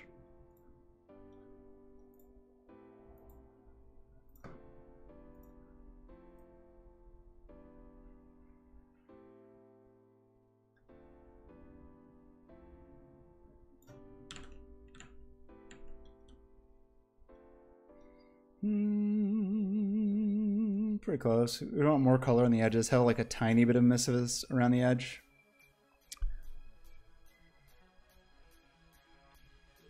It just takes a while. I mean, and keep in mind, I'm still learning the shader graph. So a lot of this is me trying to figure out how to do it in the shader graph. But all of this, in general, the basic underlying like GL functions are the same.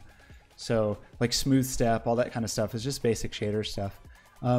So that is probably how I do it shader wise. If I was gonna not do a shader though,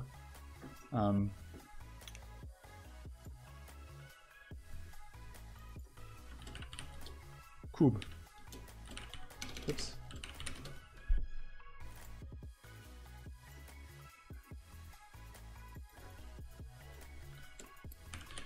I only learned about this trick recently. I just used it for some artwork that well, it's probably still a secret, but for a game that will hopefully be out pretty soon, and I'm interested to see if they actually use the stuff I made. Okay, so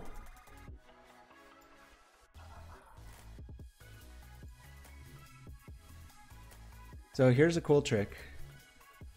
We got this cube here. One of the maps we can bake is the thickness map, and it just like basically says the closer you are to edges, it just makes them thick.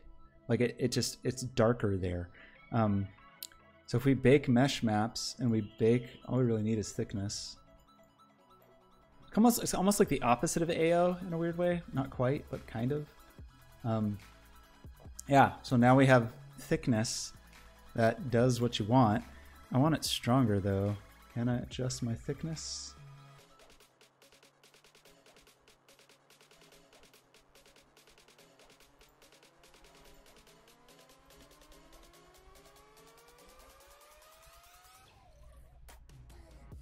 I want more. I want more thickness. Probably do... I don't know the settings very well. That's a little better, right? So now,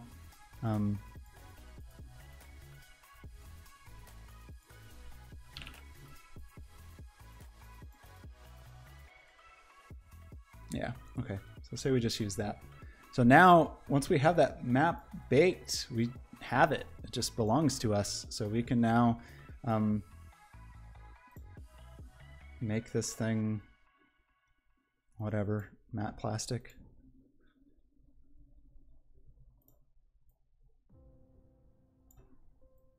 I don't know what color that thing was. And then make a, add emissiveness to our texture set. And then do something like make a folder and then add a bitmap mask and use our thickness map. So now anything we put in here is going to be controlled by thickness, and then just create a fill in here.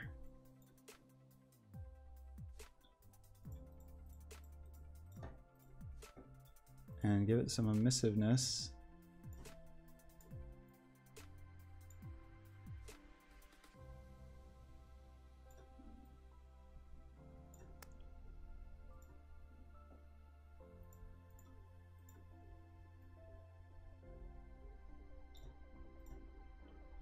So there'll definitely be more work to do, but that would be the general idea, is to like start using mats. We'd probably adjust the levels on this probably to help get more contrast where we want it. Yeah, like this kind of thing.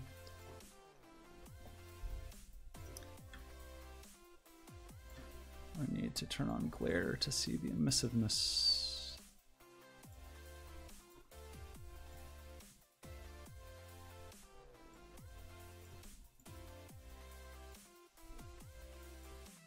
Is my glare not working? Oh, it kind of is.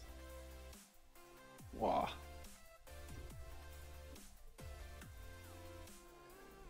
So yeah, that would be at least the start of where I would start doing it in texture. And then I'd probably, probably want some round version in the middle. I mean, at that point, you could just probably paint it. Just paint some hotter spots. Or come up with another way to get some circular fall off. So yeah, this way or the other way. So let's see, let's do this.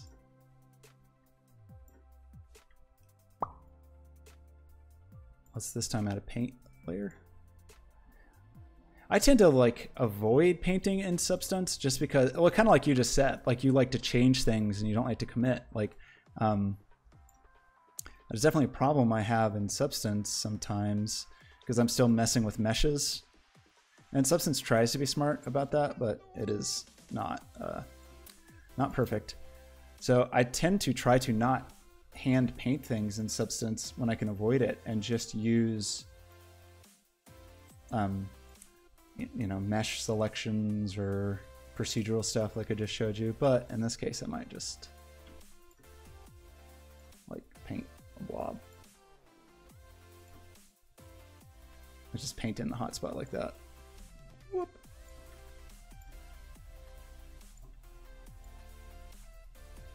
You could maybe bake the ambient occlusion.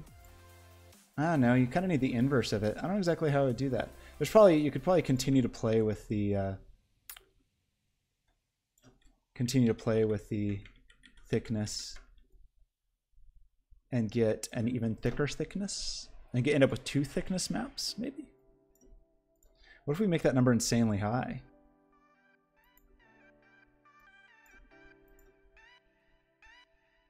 Oh, that's kind of interesting because it's a different sort of fall off.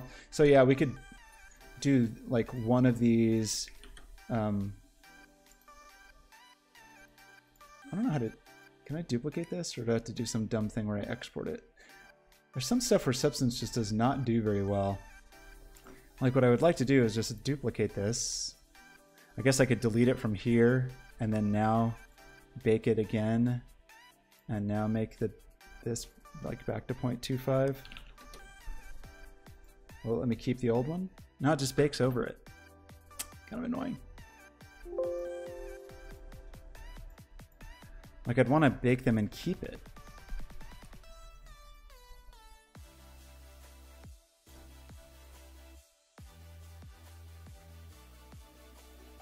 Oh, anyway.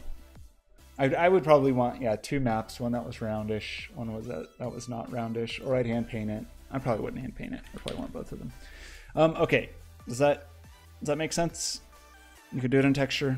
That would be fine. You could do it in shader. It would be more expensive, but if you wanted to mess with it, then that would make more sense probably. Did I lose you? You've gone.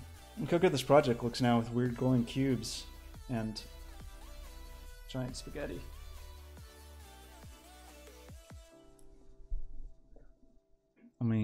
I'll put up the shader again in case you want to check it out.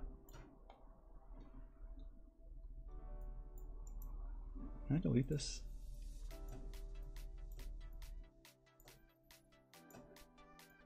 One of the dangers I'm finding as I work more with the shader graph is it's so easy to just pile on a million different things. Like it just gets so easy. Whereas, you know, if I'm doing it all in code, I have sort of a sense of how heavy it is, and I can look at the code and be like, oh man, this code's getting kind of complicated. And the shader graph, since the shader graph always looks insane, it's easy to just get out of control a little bit. And it's also hard to know, like, is one of these operations super heavy? I don't know.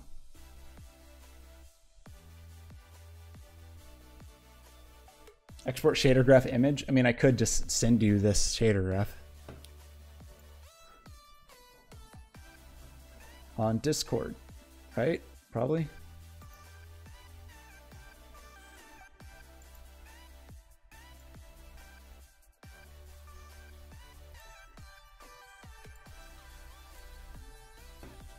Oh man, this turned into an office hours stream. This wasn't supposed to be an office hours stream. I should have split it into 2 videos. Oh man. Okay. Is this the thing? I'm just gonna throw this in Discord.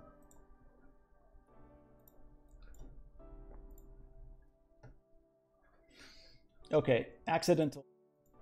I had accidental office hours. Oh, it's 3:30. I did not do any of the things I was supposed to do. I was supposed to be getting a proposal ready. Oh, I still don't have the contract from Twitch either for that Twitch project. Split it up? Nah, I'm just gonna drag that image, drag that file just right on top of YouTube. Just like that. With my new fast upload speed. Okay, I am done for today. Thanks for joining me. Thanks for the challenge. Life is yours. Of the cube shader graph. I'm now deleting from this project.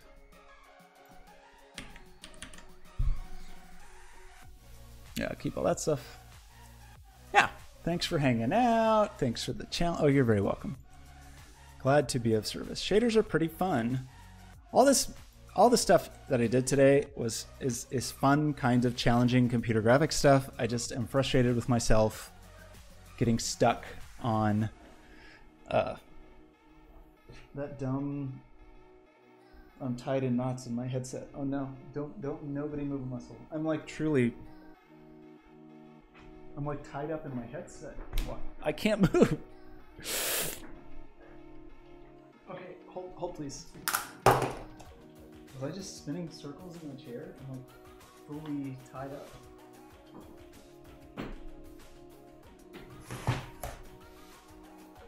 Look at my new expensive chair. Sleek, stealth, black. It was very costly. And then I had to buy an expensive phone, and I don't want an expensive bike. Life is expensive. Life costs too much money. Oh, well, I'm very pleased I could cheer you up a little bit. Go out, go on some dates. Go pick up some babes. Or dudes or something. Just get out there. Get out in the world. Thank you all for joining me. I will try to stream very soon. Have a lovely Sunday and a lovely rest of your week, and we'll talk soon. Probably.